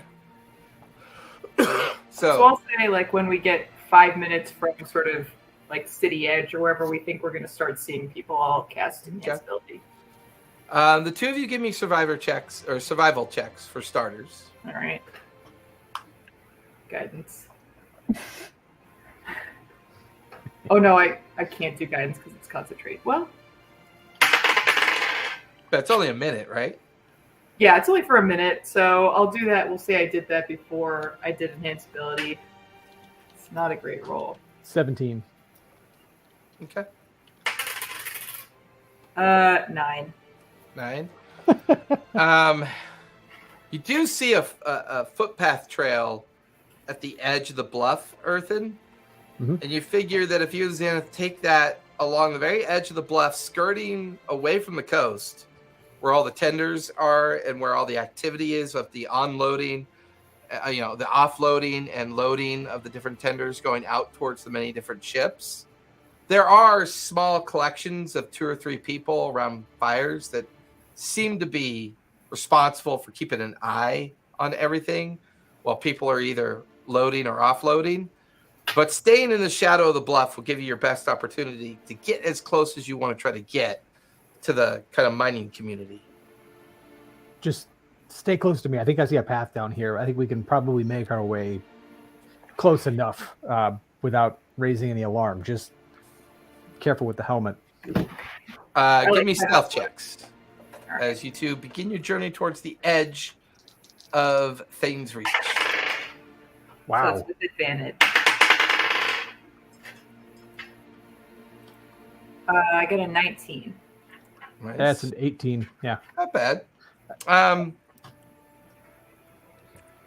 Between the two of you, you begin skirting the edge of the bluff, keeping the shadows of the firelight and all the other light you can see, the stars and the moon, within the shadow of the bluff itself. It's kind of like the bluff is slightly above you. It curves down from the erosion, allowing you to kind of skirt the edge of it and get further and further towards Thane's Reach. The closer you get, the more you begin to realize this is almost like a normal looking community. You watch as like a wagon filled with gnomes goes by. They're all wearing mining equipment and gear and lanterns and pickaxes and shovels. And one of the drivers of the wagon, this big hulking human-like figure, just kind of driving the reins. They pass by a patrol of about 7 guards wearing all chainmail. The one thing that looks strange about them is the way they carry their shields. They're these almost like obsidian discs of metal that they seem to have on their right arm. Meanwhile, on their left hands, they carry pikes. And they seem to be either, like the first group you come across are like marching in a very kind of like coordinated fashion to keep an eye on the roads. You can see a small little guard outpost where 4 of them are kind of just hunkered down, eating an evening's meal, and 2 of them are playing dice. And you watch as people are walking by, a mixed assortment of individuals, some elves, some humans, a few dwarves, but mostly gnomes of middle age for a gnome, all probably Puck's age for the most part, except they look very grimy and soot covered from mining activity for the most part. As you get a little bit closer, you can see the double gated entrance that's currently open, and carts are going in. Some carts are coming out. Most carts that go in are laden with barrels and boxes. And as they come out, there's heaps of raw material in the backs of them as they're making their way back down towards the beach. You guys have pretty good vantage points of being able to see and watch all this, as this feels like a normal community. It doesn't feel like anyone's necessarily being forced to do the work. You can see the pennants of the Copper Hall Guild, raised up over on the main stanchions of flags. The one thing that definitely catches both your eyes, you can see off in the distance, kind of like anchored up against a huge iron post up in the air. You can see a small airship You could also make out the inner workings of the community by peering through the gates. As the gates are open and the two of you are hiding in the shadows, invisible, looking through the gates, go ahead and give me a perception check with advantage, as well as fresh stealth checks. Ooh. Man, well, perception, that was a nat 20. Okay. So that's add 11 to that, 31 on 31. Perception. Okay. I got a 26 for perception. Okay. And then 19 on my stealth. Okay. I got double 9. Stealth, I got a 10. 10. Thank goodness for you're invisible, right? No, I'm Not yet. Not yet. I Okay. said, shh. Watch Yeah, the there's like a helmet. moment where like you accidentally kind of like you're so like gobsmacked by what you're seeing. You run into some boxes and you grab them really quick to keep them from tumbling over. But the traffic noise and people coming back and forth, no one really seems to like pay attention. The guards all seem bored. The people all seem exhausted from a long day's work. For you though, Earthen, looking through the open gates, you can see a vibrant kind of market space deep in the inner workings. You could see very kind of like run down, but obviously residents, like huts and kind of shacks and stone buildings that people are kind of living in or lingering around. But through it all, you can see in the very center of, somewhere in that center, you can see the edges of the cranes, these great wooden cranes that are operating constantly, and what must be the edge of the mining pit. It's almost as if they've just built this rather large community, once again, around this activity that they're doing. But beyond what Xanath had described in a bluff, in the backside of the community, you could see the copper halls, the 3 stone structures that sit above everything, where she remembered her scry effect going into those halls and discovering what they were doing with Mannheim. That must be the spot you were talking about, way up there, right? Yeah, up at the top of the hill. You think we can... I really don't want to try to walk through this place. We're going to stand out so badly. No offense. I'm taking not a lot of blue people here. You also have a giant statue back at the city of you. So,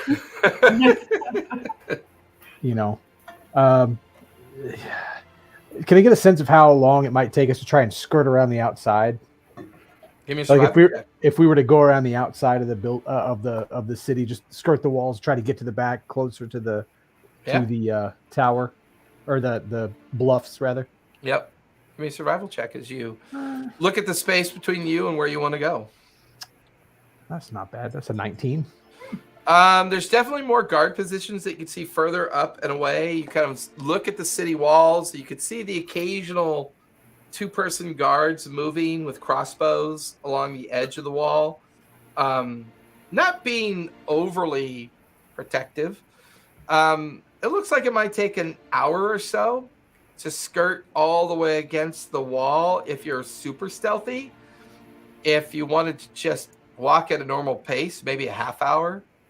But it's hard to see all the way around, so you're not really sure. So if we stay closer to the wall, it should be harder for any guards on the wall to see us, because they're going to be looking for people coming to the wall. But we're already there. We made it that far. So I think the closer we stay to the wall, I mean, we still want to be a little sneaky. Don't bang your head on the wall. Okay? Sparks. Right? Clang! Keep that thing under control. And I think we can make our way around pretty well. I mean, I don't really have a cloak for us to pass through inside that. Actually, how far away is that bluff? From where you are now? Straight shot from where we are right now. Roughly how far away?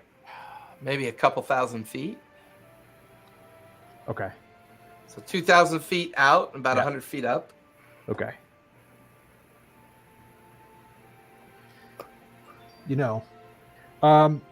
Can I get a survey of the area and look for just a dark area of the city, like just not well lit It's hard to tell for sure. I mean, you can only see the space between the two gates that are open, and that's a direct route to the edge of the pit. And then there's the other side of the mining pit, and then the bluff behind it. So, unless you get inside the city to look around the interior of the town, it's hard to know for sure what's in there. The only thing you can see is that direct route in. Okay. I'm gonna try something. Might be a little crazy, but maybe I can cover for it. Okay. So, but wait right here. All right. All right. Stealth. I'm gonna. If you need me to refresh roll, I'm gonna try and stealth activate my ring and shimmy up the wall, like at the edge of a guard tower. Okay. Just to see if I can get a vantage down into the city. Okay. Give me a fresh stealth check. Okay. As you do that. Not terrible. That's a 19. Okay.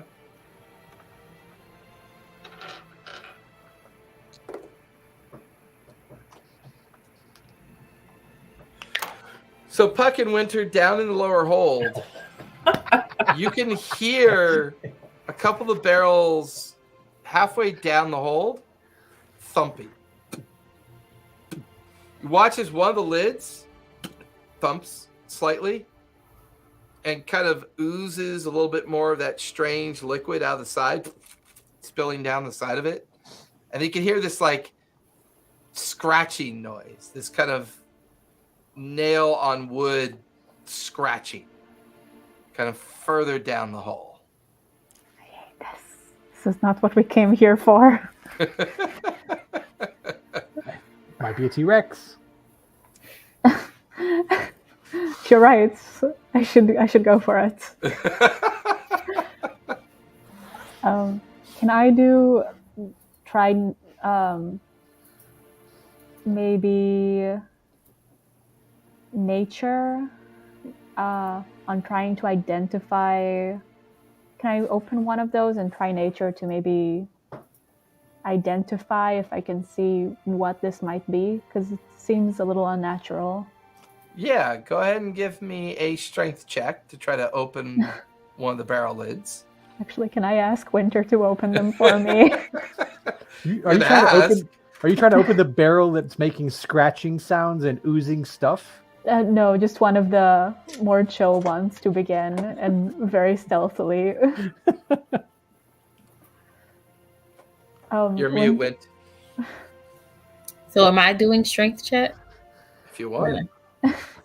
You have better strength than me, okay? It will be embarrassing if I can't open a barrel. You should have done it. I got a 13. 13? That's not terrible. DC was a 12, so I'm okay with that. You watch as Winter gets the edge of her fingers like underneath a couple of the loose like areas of the lid, and she cricks it open slightly. The barrel's about 3 feet tall, so it's a challenge for Puck at first, but Wow. Puck, you're able to get up on your tippy toes, look in, and Winter, as you shift the lid across, the barrel is filled with like this gelatinous kind of weird orange and green and purple like meat-like matter, and you can see hundreds of these like 2-inch long worms kind of squirming in and out of the meat-like matter. You watch one of them kind of at first stop moving, and then they all stop kind of moving as they sense the lid is off. And you're now watching as all the worms are creeping towards the edge of the barrel like they're getting ready to swarm over the edge of the barrel. Close it! Close it! Close it! Are you guys closing the barrel? Yes. Slam! Barrel lid goes back down, and then you notice about 20 barrels upward. It's kind of like thumping. I hate this so much. Nope. Can I do a nature check on this monstrosity? Sure. Give me a nature check. 18.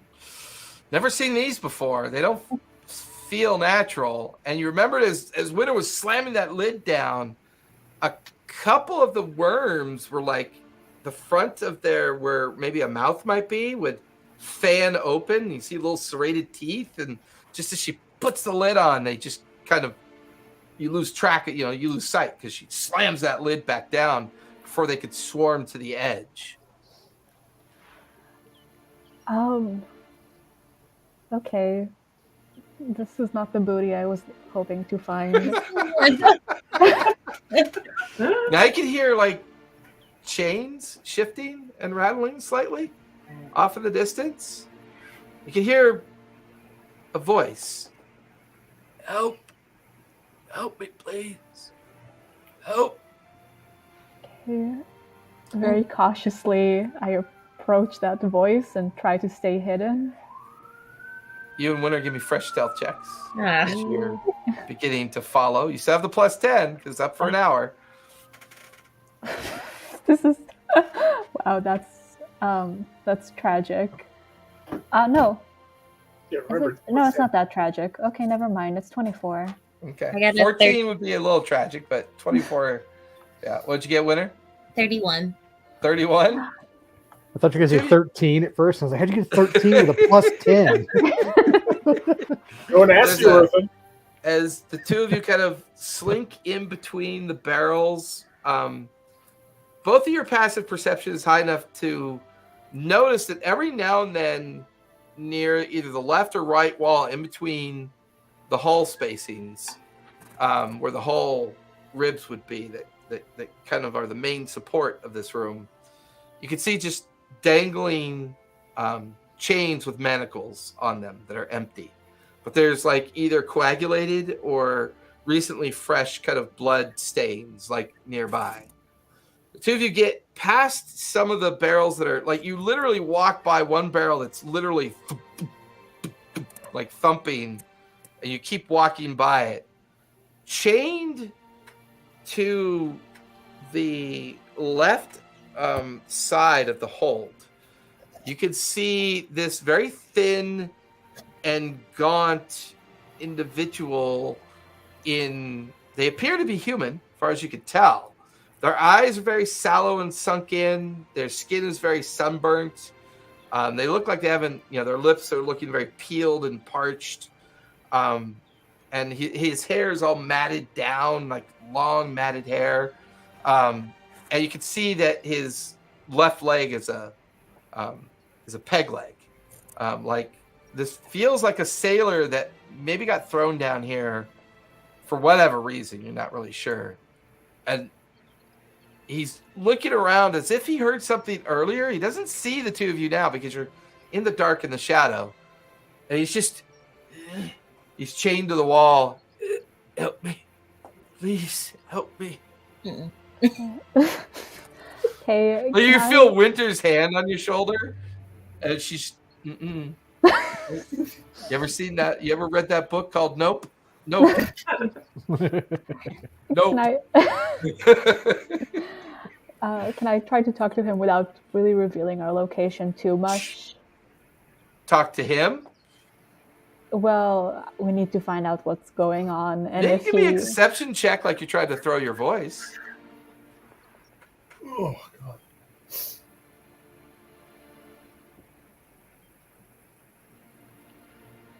13. 13? His face turns really quick to stare at the dark when he hears you call out. Hello? You gotta get me out of here. They're gonna eat me. You gotta get me out of here.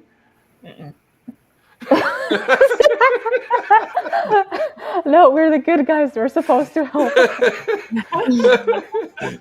Which is you're the good guy. I'm the logical one. Miss Reckless is over here like, no. Right. I came to be reckless, not end up in severe danger. The fact that you are currently the only person. The chains, like, please just get me out of here. Just get me out of here. Who are you? What is this place? My name is Marcus. This is where they feed them. Feed who? The things in the barrels. This is where they feed them. What are those things? I don't know. They're just paid to deliver them. I got caught stealing and they threw me down here. Said I was food for the legions, and I don't know what that means. Okay, we have to help him. This is too cruel. Whoa! Whoa! And as you're like in between two barrels and looking at him and he's looking at you, one of the barrels in the middle like rattles like pretty severely. The lid kind of cracks slightly when it does. He watches an extra kind of like coating of ooze pulses from the edge of the barrel. Okay, we need to grab him and we need to go now. Immediately. Puck launches herself over. He's manacled. Puck, give me an investigation as you start looking at the manacles to see if you can pick them. All I wanted was some gold.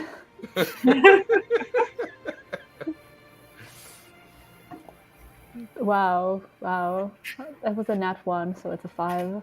5. Yeah, they're rusted and they're mangled, and you're like trying to give me a sleight of hand. It's gonna be a high DC. You have an advantage because you have lock picking tools, right? Yes. Okay. 15.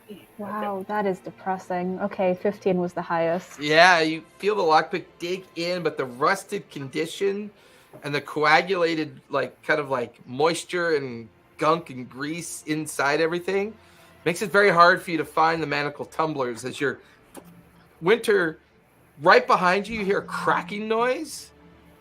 And as you look over your shoulder, you can see one of the barrels is spilled over. The lid is cracked off, but it's empty.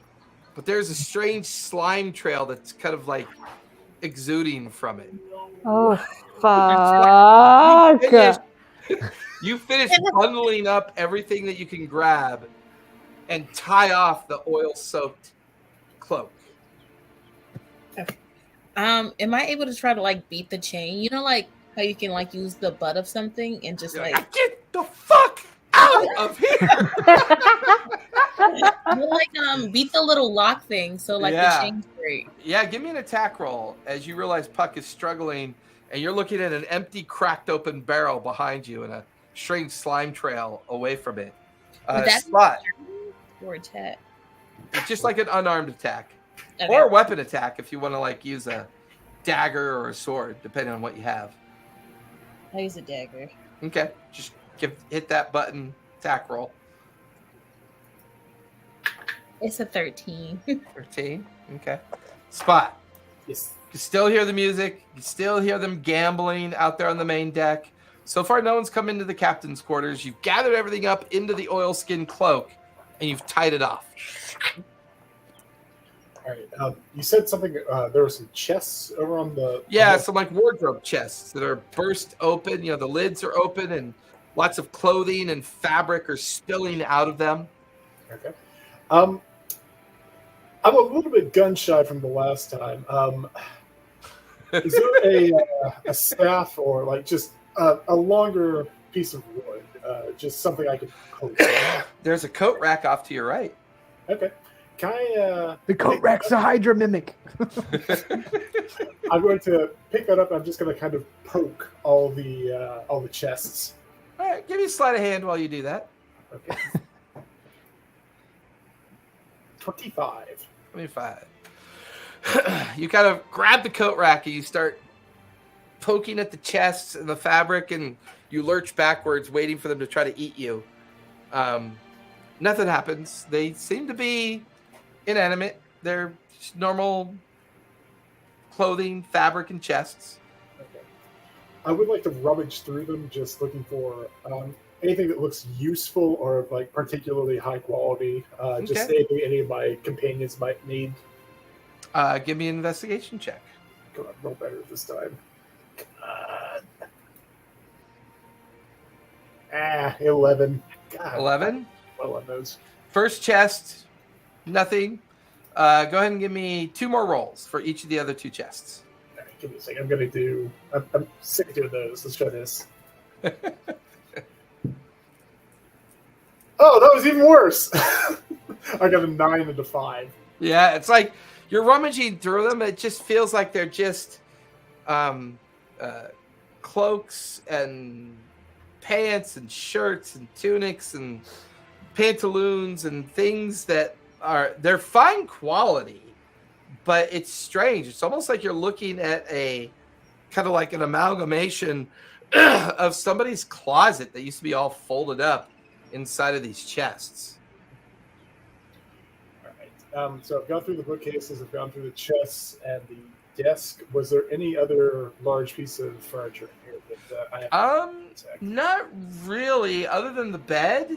Ooh. And there is the captain's dining table that is, lavishly like overburdened with everything that should be cleaned up and put away, like lots of used plates and kind of like food that should have been thrown out by now. And the golden rule, if it's a flat surface and it's an empty flat surface, that it's not being used properly. So it's like just a collection point of all of her musings and what the captain might be looking at.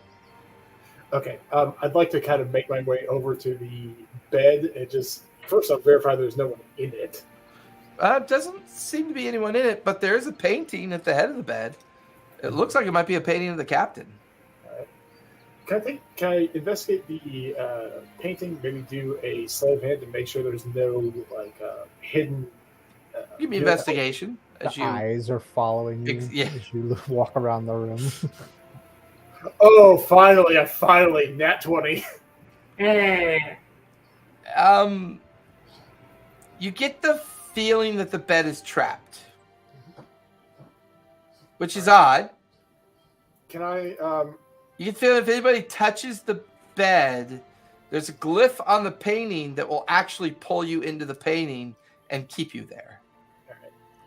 Since I know that, can I possibly mutilate the GIF with the glyph rather? The GIF. My sleight of hand.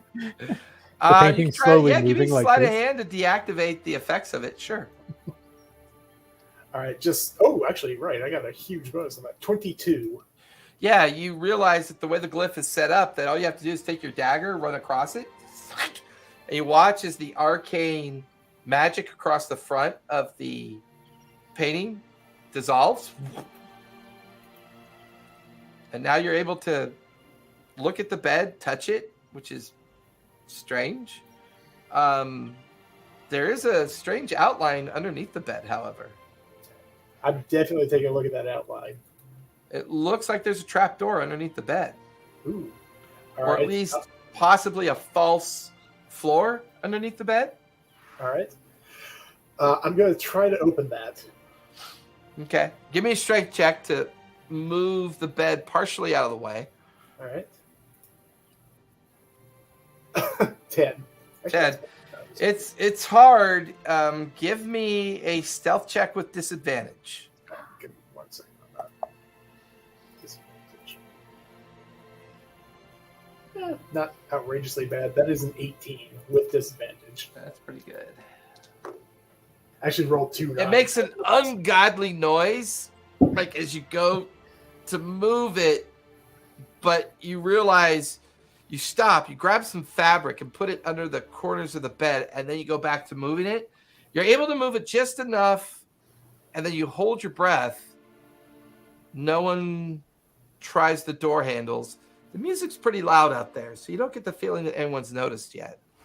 And it exposes a 4-foot long by 2-foot wide false floor. And there's a little turn screw handle underneath the false floor that allows you to lift it up to see inside. Okay. So I'm absolutely going to open that up.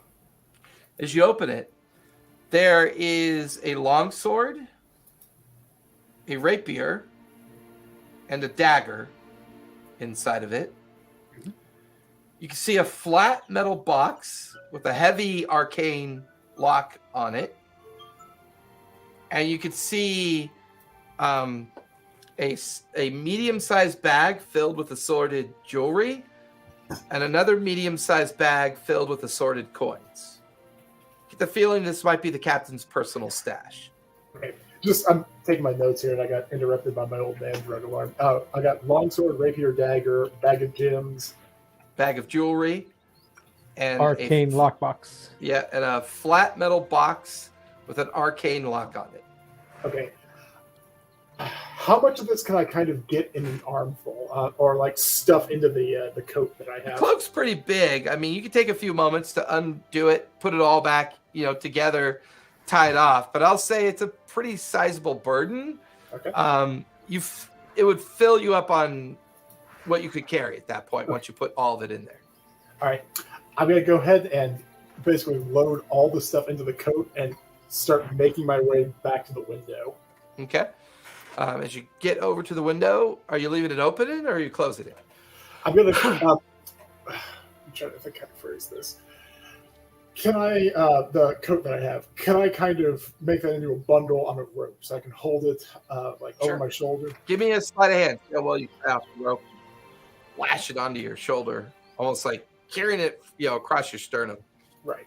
25. Okay. Takes you a few moments to do that, but you get that accomplished. Okay. So I'm going to kind of back out of the other. Actually, can I go to the desk and do I see any parchment or just paper, just something I can write a message? Sure. On the desk, plenty of writing supplies. Yeah.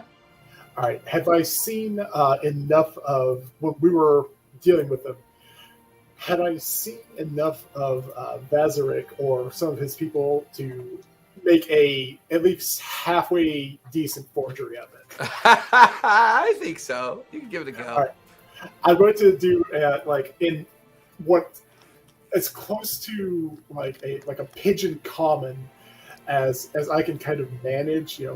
I assume that common's not any of their first language, and it's just going to be something along the lines of Vazarik sends his regards, Captain, and then just kind of like stake it with a dagger on his desk. Okay. That's fucking hysterical. Give me a deception check for starters. Deception. You roll. 21. Now give me sleight of hand with advantage.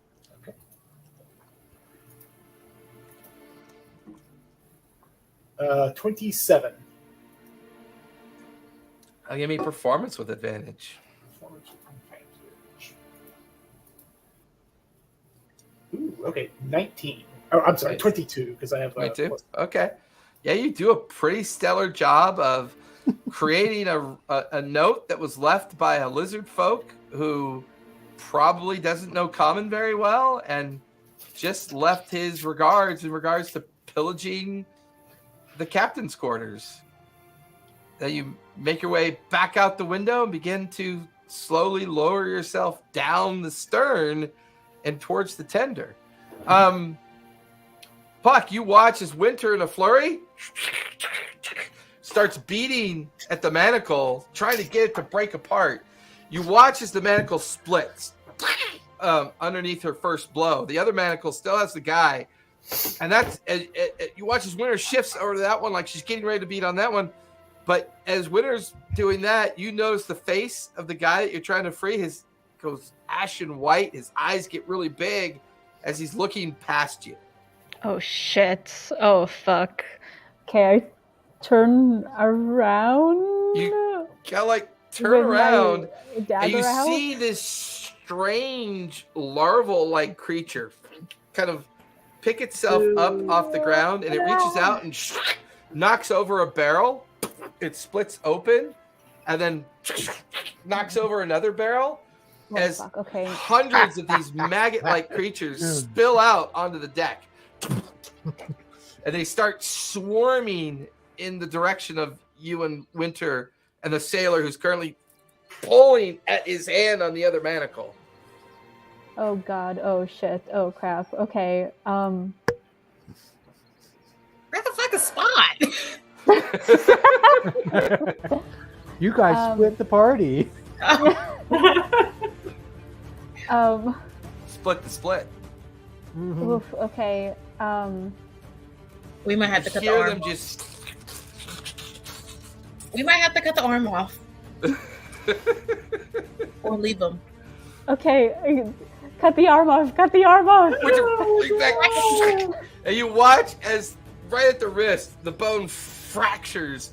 And he goes, ah! He just starts screaming at the top of his lungs. And Winter leans down and grabs him. The three of you are standing there as a swarm of these larvae are just coming towards you. Can I throw the arm that fell in another direction just to maybe slow them down? I like or that. Give me a dex check. So are we not sacrificing the sailor? We worked so hard. We almost killed ourselves to not sacrifice a sailor before. But the blood loss, I just thought about it. Puck, what'd you get? Get him another hook. Get him a hook when he gets on land. As you toss the arm, the swarm, like en masse, turns, lurches towards the arm, and clears a slight path up towards the barrels to the right. Ah! You get two of you carrying the sailor, start running up that path. The three of you give me dexterity saves, please, as you start running up the open path. Oof, 11. Okay. And I'll roll for the sailor. Oh, it was a natural 20, so 25. Nice. God. So, Winter, as you're running, you lose your grip supporting the sailor as something yanks the sailor away from you. You watch as this huge tendril comes out from between a couple of the barrels, lashes around the midriff of the sailor, and pulls him down to the ground as a wave of those tiny little worms just envelop him. And as the worms envelop him, there's just bone and organs left over. Just kind of almost like they melt into him. Puck, you feel something lash out at your ankle. And this tendril strikes across your ankle, ripping off skin and digging into the bone as you take 21 points of slashing damage from a tendril. Okay. Winter, you grab onto Puck and yank her away, and that's when you watch other barrels begin to burst. And you watch as the back half of where the manacles were, this huge wave of worms starts undulating upwards like it's about to crest in your direction. What are you two doing? Am I allowed to grab Puck and just try my best to run? Yeah, it's up to Puck. Okay. Puck, you feel Winter grab onto you and start dragging you away and back down the cargo hold. While she holds me, thank you, Winter. Can I cast Freedom of Waves and just try and wreck this ship and discombobulate them? What are you casting? Freedom of Waves. What does that do? You conjure a deluge of seawater, 15-foot radius, 10 foot tall, cylinder centered, 1 point range. I'm trying to wreck this fucking piece of shit Is ship. it concentration? It's instantaneous. I don't think so. It's a damage. It's a damage spell. I don't know if it says concentration. Well, let's find out. What's it called? Deluge? Freedom of Waves. Freedom of It's a Waves. very hippie name. It is. It's instantaneous, so that's the duration of it. Conjure. One action. Yeah, it does not require concentration. Yes. Okay. Well, I'm gonna. So you still have passive without a trace up. As Winter's grabbing you and dragging you towards the gunwale where you guys originally crawled in, you cast. You create a cylinder of water in and amongst the larvae and tendrils. And as the cylinder of water comes into existence, the last few remaining barrels of that area get shattered and thrown off into different pieces. You watch as this SpaghettiOs-like soup of worms and tendrils starts getting caught up in the water, and they get flung up onto the ceiling and onto the walls, some of them cracking apart and oozing strange liquid as they kind of fall dead to the ground. You then watch as some of the worms start crawling up into the planking to get up into the deck above. Some of the worms are crawling towards the other gunwales. Winter, give me a deck save as you're hauling Puck towards the gunwale that you guys originally crawled through. Of course, you got to take her up the stairs first and then over towards the gunwale. So you're hauling her upstairs and making your way towards the gunwale at this point. Can I use lucky? Absolutely. If you rolled a 1, or I guess using the lucky feat, you just re-roll. Yeah, go for it. Yeah, because I got a 5. Also, as part of Freedom with Waves, I can teleport within the area of the deluge. But that doesn't help with Winter. I got a 12. 12. So as Winter's Puck is dragging you up the stairs to get out of the lower hold, she slips on like the coating of coagulated blood on the stairs, and the two of you like slam down. And it's that moment as the crest of these worms are about to splash across you, you close your eyes and you inadvertently teleport up onto the gunwale deck, like 20 feet away. Winter's crawling up behind you just as it slams down at the edge of her feet. Winter, take 31 points of slashing damage from the worm-like wave that just lashes across your feet. Puck, you're on the gunwale deck. Winter's crawling up, yelling in pain as she's pulling herself out of the lower cargo hold. Both of you look up to see 6 faces looking down, and you hear this voice, "Arr, what's going on down?" Can I kill someone? And just and then they stop and look just as tendrils shoot up through the center of the stairwell as Winter comes tumbling out of the stairwell. And now you can hear this horrific screaming from up above as the music stops, the gambling stops. You can hear all these screams and yells of panic up above. Winter, you make it alongside Puck. The two of you are backing away slowly as all the worm and larval-like creatures are kind of bubbling up from below the cargo hold, and the main tendrils are going up towards the main deck. Behind you, you can see the gunwale open just in time to see a familiar tabaxi poke his head in. Hey, you guys ready to go? What's going on? Let's go. Spies, you see the two of them come running towards you. You watch as there's this huge burping noise and a huge bubble of thousands of larvae come up out of the central stairwell and starts kind of like flowing like a liquid in their direction. The 3 of you are at the gunwale. I need all 3 of you to give me dex checks to get away from the gunwale and down. Spot, you can do it with advantage because you're already on the outside. But you could give up that advantage and help both Winter and Puck out and give them advantage instead. It's your choice. I will absolutely give them advantage. I am confident on my roll. So Puck, you get advantage, and Winter, you get advantage. My first one was 23. Okay, My first so you're one was good. a 21. All right, Ooh. so with that, Spot, what did you get? I just got 11. 11? So he reaches in, and as he reaches in to grab the 2 of you to pull Puck out first, Puck, he just drops you right into the tender. Just lets you go and just hopes that you hit the tender. He then grabs Winter, pulls Winter out, but he's got to hold on to the gunwales. He pulls Winter out.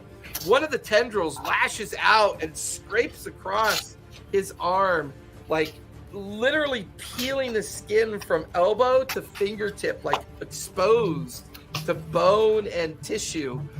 Spot, I max damaged my roll on you. That's going to be 44 points of slashing damage as your right arm is just peeled away. Arthur is Jennifer never letting us out again. We're not unsupervised people in the group. Puck, give me a dex save as you land in the tender.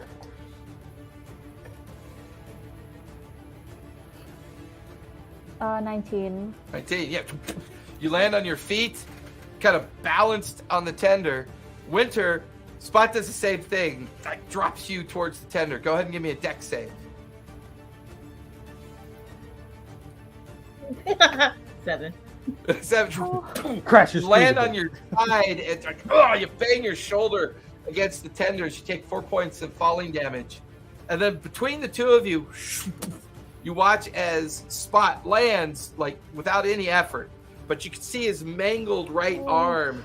You can even see a bit of some of the smaller larva-like creatures trying to burrow into his arm, and you watch as he scrapes it out, throws it in the water.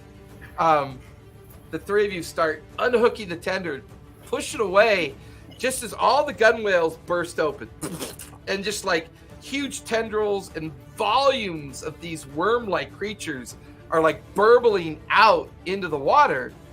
Except all of you notice that when they hit the water, there's like this acrid smoke, and they shrivel and die. Like as soon as they hit it, and they just start shriveling in this strange acrid smoke. But deep in the bowels of the ship that you're rowing away from, you hear this timber crack. And looking up, you see the main mast of the three masts crack as tendrils begin to wrap up around it. And as the three of you get further and further away, you're watching as the ship is just coming apart and being pulled down on itself into the water, but it's completely obscured with like a strange kind of acidic fog.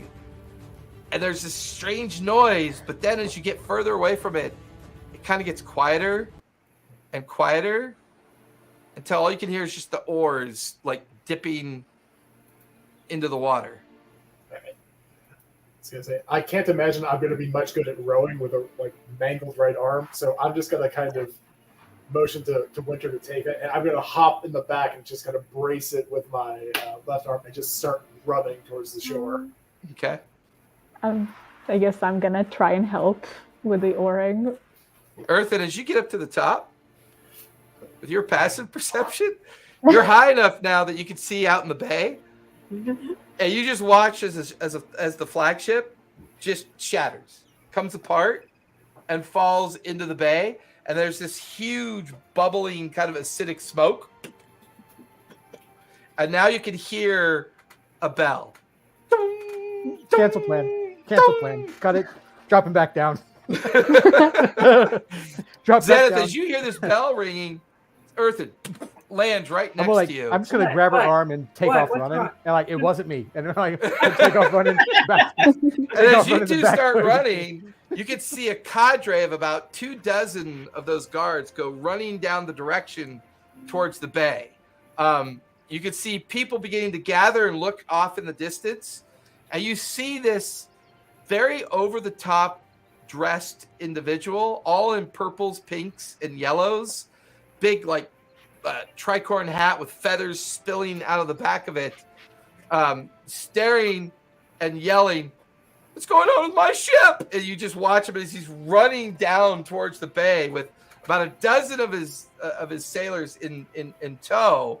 There's enough chaos that allows the two of you to skirt the bluff, make it all the way back to your jump-off point, just in time to see a tabaxi walking on water, running on water. And before long, there's Spot carrying like this oil-soaked cloak with a rope on it and this mangled right arm. It just looks mangled. I should have been clear. I wasn't trying to run myself. I was trying to like shoulder the boat into the bay. Okay, that's fine. And as you drop the rope and the boat shoulders up onto the cove of the sand, where the sand is, all of you manage to gather at the foot of the bluff that will take you back up to your camp spot, just in time to see dozens of tenders being pushed out into the water and in the direction of what looks like partial debris and remains of the boat, and this weird like sound of something crinkling like paper and crackling like burnt wood, but it's giving off this weird kind of like acidic fog that's kind of floating up into the air. 5 of you are back together again at the foot of the bluff. Looking up, that's where your camp spot was. But you're back together. What would you guys like to do? What the hell did you guys do? Winter, I just have to say, you were right. We shouldn't have saved that guy. I'm just gonna like. I'm I sorry. can imagine I'd probably be like in some minor shock because of my arm. Just like maybe the hut. Like, let's, All right. Well, I'll pop the dome up. Yeah. Why did none of the fun you're literally adventures down ever? campsite base first. of the bluff. Do We're you want to Okay, get gonna back be up? down Oh here. yeah, We're we'll gonna go get up back there. up. Yeah. I'm gonna mass cure wounds and try to give these guys some flesh back. Yeah, all three of them look pretty rough. You're Go all ahead and bleeding. roll. What the hell? God. Xanath, leave give you me a alone medicine for- check as you stare at all three of them. All right. I'm guessing this ends our unsupervised trip. I mean, no, by all means, go run off and get murdered again. Looking at Puck. So 25. As the five of you are scrambling back up the foot of the bluff to get away from the crowd that's growing down on the beach, you see a 2-inch long worm on the back of Puck's shoulder What? that looks exactly like what you saw in your scry vision, but a lot smaller. Kill it. And you can Oh, you see its mouth fanning open like it's getting ready to burrow into her skin. Yeah, I'm gonna scream Legion and try and slam it with my shield. Wait, stop, suddenly, Puck, you feel Xanath just slam you on your back. Oh, as you take a point of force damage from the shield, and you feel this wet, like sticky substance on your back as the worm is just splattered across your shoulder. Wait, I rolled for 19 health for you guys. Okay. So you got So, 19 health back, all three of you. Everybody gets 19 hit points back. I mean, you can take 19 also if you want, Xanth, since you got psychic punch there for a minute. Oh, awesome. It was mass cure wounds, so it's enough to cure all of us. So you guys crawl up the edge of the bluff and pull yourselves over and onto your old campsite that overlooks down into the beach. It's organized chaos below. You can tell, and you can see some survivors being pulled out. You can, Xanath, give me a perception check as you are looking down before you cast Tiny Hut. All right.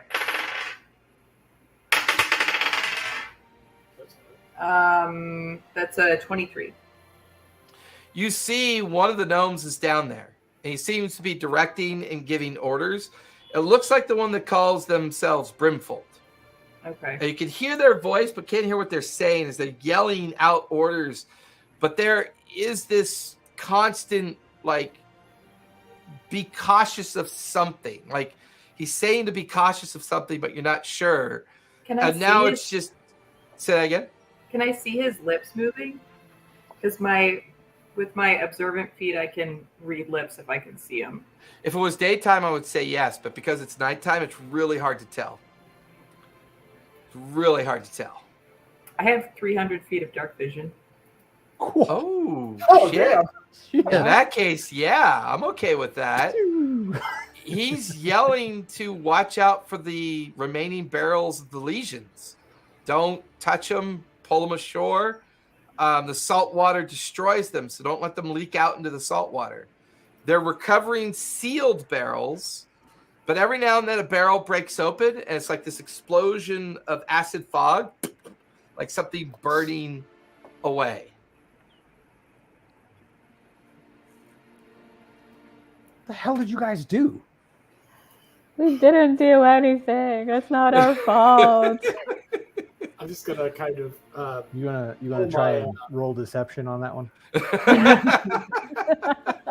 I want to point out I'm pretty innocent on this one. I did find a bunch of cool stuff though, so I'm gonna kind of spread out my cloak and all this stuff in there, and All right. kind of go to Tally and to Puck rather and Witter and give them the 10 gold and 4 platinum that I stole from the thing. As a consolatory prize. No, it's Very thoughtful, like thank genuinely you. just not as a consolation prize. Like genuinely, one of my character traits is I am an honest thief, and everybody is like That's true. shares equally in my thing. So Aw. yeah, There's still a sizable bag of jewelry and a Oh, yeah. sizable bag of coin yet to be kind of like investigated. I'm gonna There's detect magic on the stuff he just brought back. the metal box, the rapier, the longsword, the dagger, all give off enchantment magic. I would even say there's a ring in the jewelry bag that gives off an evocation magic. Yeah. I snatched that ring out of the thing and set it down. Kind of space out those 1, 2, 3, 4, 5 items. Okay. And since we're in the hut now. Xanth, you put up the hut? Yeah, the hut's up. So all of you crawl inside of it. Punch is over by Puck, like licking her ankles, trying to help her wounds get healed.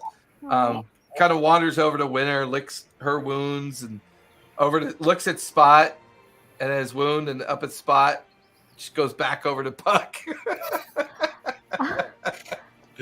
like even Lunch is like Punch is like, oh, that's gross. I'm gonna move on. It's I see how it is. So you guys are now inside the tiny hut. I'll go on and burn up since we're about to long rest. I'll burn up 5 spell slots. Doesn't really matter what they are because I'm just identifying these items. Okay. What do you want to start with? The rapier. Okay. And I'll say while you're identifying all these items, Spot, you count out 32 pieces of jewelry. And your best guess is collectively they're probably worth about 3,000 gold. Whoa. All right, on this one, since we didn't count this out, I can't in good conscience to split between the 3 of us. So that's everybody's going to get. You said 3,000, so everybody gets 600. Okay.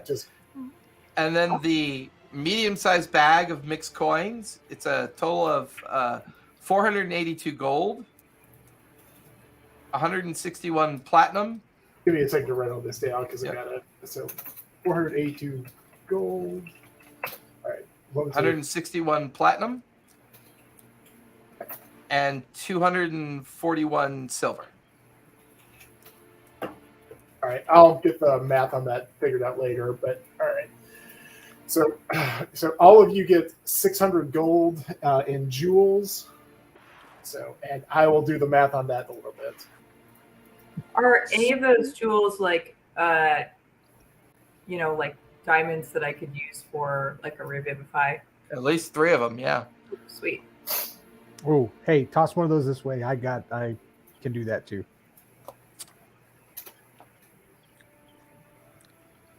So with that in mind, as they're all sorting through that bit of kit and getting it all organized, Eartha, you start with the rapier?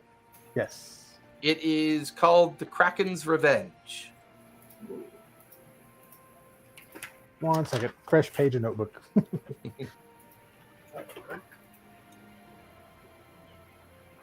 Okay. It is a finesse weapon, obviously. It does require attunement. And whoever attunes to it gets 1 extra attack with it. You get +1 to hit, +1 for damage. And whenever you hit with the rapier on a 19 or higher, the target is struck with Kraken's tendrils from the hilt of the rapier. They must make a DC 16 strength save or be restrained and take 2d8 force damage. If they resist the save, is half damage or? They are simply not restrained and they take no force damage. Okay. If they pass strength save, no damage. No. Correct. Yeah. Okay. Won't even bother to write that bit down then. All right. All right, I just did the math on that. Everybody add 428 more gold to your inventory. Like I'm not even going to try to keep all the various coins. But yeah, 428. Nice. Awesome. I mean, the longsword is called the Longsword of Knowing. It requires attunement. It gives the attuned individual an intelligence of 20. Ooh. And advantage on all intelligence saves. And once per long rest, it can initiate legend lore. Where you can select an item, person, or place of your choice, and the blade will tell you the legend and lore of the person, place, or item. Once per long rest.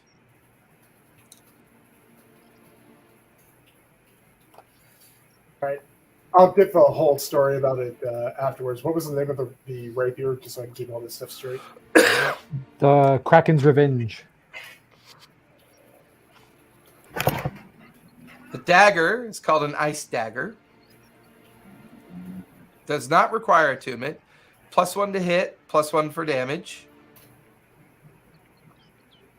Does normal dagger damage, but the target must make a DC 15 con save or take an additional 2d6 cold damage.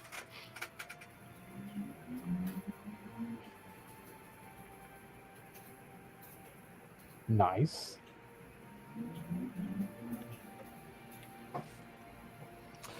The final flat metal box. Oh, the ring too. Oh yeah, the ring. Yep. The ring is a ring of fireball. Do not give this to any of those three. It currently has 4 charges on it.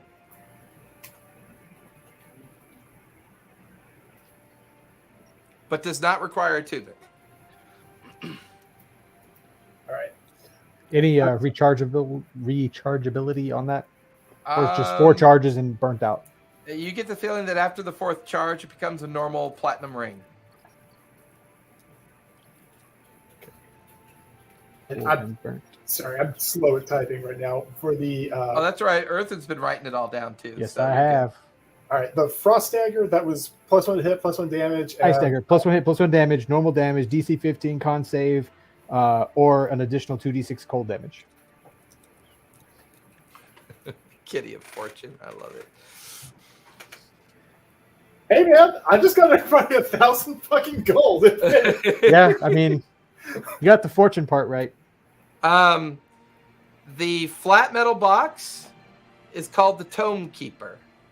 It has a arcane lock on it that seems quite complex.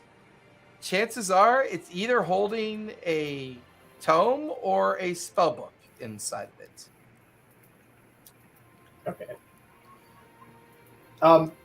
Is the lock itself arcane, or like is it something I could potentially pick?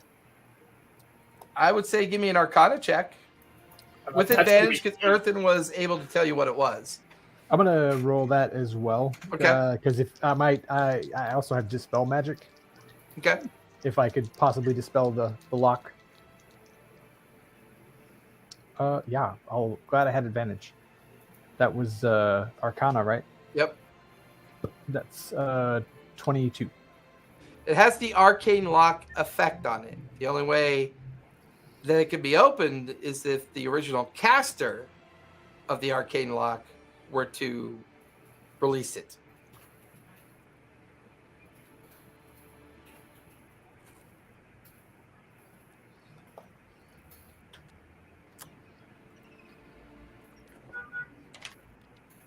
This one might be useless for now. Unless you know who owned the box. Do you know who owned the box? I would assume the captain. Well, I would assume. Yeah, we I can assume still that. I mean, understand. how many captains are super magical? I'm a monk. I Why are you legitimately don't know. I mean, the last magical captain really just threw us for a loop. Well, this boat was something truly horrifying. And it seems like they would regularly feed people to those things and put them in vats. And some really fucked up shit came out of them. For the record, we tried to help a guy. Didn't work out. Wait, what did the fucked up shit look like? I described the fucked up shit. Okay. Speaking of just what we have, the letters and the tomes that I have, do those mean anything to Earthen or Xanth? Because obviously I'm not a tome guy. None of them detect magic. Yeah, none of them were magical. Okay. The four books that spell out. Mhm. One book is called The Origins of the World. Another book is called The Understanding of the Great Ones. Another one is a comprehensive book about Tarask anatomy. And the fourth one is an advanced alchemist book, which it's basically a name of something you've never heard of before. It's something called the Quantitative Understanding and Theories of Qualish the Keeper.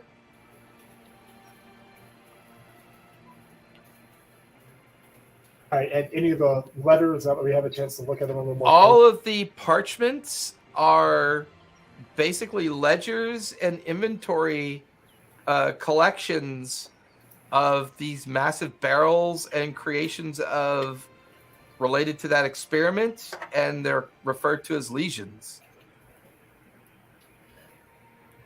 But there is one, actually, I'll say, because you got them out safely, there's one stack of parchments that spend a great deal of research and research study on God, what are they called? My notes. What are those little pets that devours? Intellect devours? Intellect devours, correct. The not SETI alpha, the not SETI worm. Got it. Those. Ugh. We saw a Legion at work today too. This Grydon Mannheim, he's dead. Now he is. He was being held by a couple of copper keepers. They slit open his stomach and put a legion inside him. The legion exploded through his body. They were able to use it to compel him to answer a number of questions. And the legion said that after those questions were answered, he would devour Mannheim's brain. So it's a thing they use to pull information, but why do you need literally thousands of legions? Yeah, that doesn't strike me as a good thing. That's disturbing. Well, at least there's fewer than thousands now. If I could kill all of them, I would. Can I do a nature check Aren't on... you a ranger? Don't you like animals? I like Let's to do chase down the natural T-Rex. order. I believe in a natural balance, which they break very strongly by bringing those things here. You give me a nature check.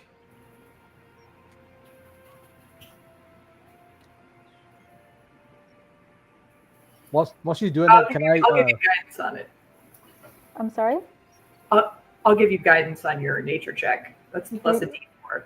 While she's doing that, can I take those 4 books from Spot and remember the secret code book thing that we found? Be like, hey, can you see if there's anything like this in any of these? Because I didn't find it last time. It was shown to me. Right. The way it popped apart. Okay. The secret hidden stash of paperwork. Oh, sorry, Janet, can you say it one more time? Oh, for guidance, you just add roll a D4 and add that to your roll. Oh, amazing. Thanks, because it was not a great roll. Curious about something with this. This is okay. Weirdly, having that off gives a better light. Okay, I don't know why. Welcome to the world of cameras. You're not being backlit, yeah. Yeah. I mean, what did you get, Puck? 14. You definitely would have realized that they were not natural. And the main clue to that was that they were extremely vulnerable to salt, of the salt water. And that seemed to almost destroy them outright, which means they're probably very delicately made. So they're probably a construct of magic or alchemy, possibly. and salt seems to be their main weakness. All right. But they're definitely not natural. Well, we did just find a really advanced alchemical textbook, so that's probably a good clue. Yeah, I think I'm gonna hold on to this longsword if you guys don't mind. I said, do me a favor after the game. Can you shoot me the thing for the rapier? Yep. Realistically, I'm probably going to go with the. That probably, could be useful for you or Winter. I don't know if she has any melee stuff. She's really good from range, but I don't know what she has up close. Honestly, I'm probably going to end up with the dagger just because it's a simple weapon. So, but I just want to know what they are for reference more than anything. The fireball, though. Xanth, I don't trust these other guys with this. Okay, can you imagine me with range though? Yeah, I see you without range. Like I see you without range, and I'm still wanting to give this to her. Yeah, it does sound pretty sweet. I do wonder if it might be good for someone who doesn't have any spells, though. I mean, I'm happy to take it, but if anyone else, I mean, I didn't find it, so it's up to Spot. I'm just requesting, and okay, give him that, but you know what Fireball does, right? I'm looking it up. Fireball's not like a little pew off your finger. That's firebolt. In a 20-foot sphere. Jesus. Yes, it's a big boom. Okay, that's a really bad thing for you to have. And for each extra charge you use, it ups it a level. So you could, supercharge all 4 of those at one time and supernova on whatever we're hitting. But are you the best person to wield that? To make those choices. I have literally no ranged ability. Like, would it be? But you, as a red cat, are a fireball of your own. If we can throw you do about 8d6 of damage in a 20-foot radius. All right. As the five of you continue this conversation inside the tiny hut, just before taking eventually your long rest, that's where we're going to finish tonight. I just blasted out those spell slots. I am really glad the 3 of you escaped that ship. Yeah. I wasn't sure how best to handle that, but once Spot said whichever ship looks like the juiciest target, I was like, it's going to be the flagship. It was the flagship. Hey, everybody. Thank you for coming out and watching with us. We really appreciate it. Be safe, be kind. Don't forget to play a game. We'll be back here next week. Are we all good for next Sunday? Go ahead and linger. We'll talk about the schedule. Everybody else, we'll see you next week. Bye, everybody. Or for some of you, we'll see you Monday. Bye. Where is it? Where did I put it? Oh, there it is.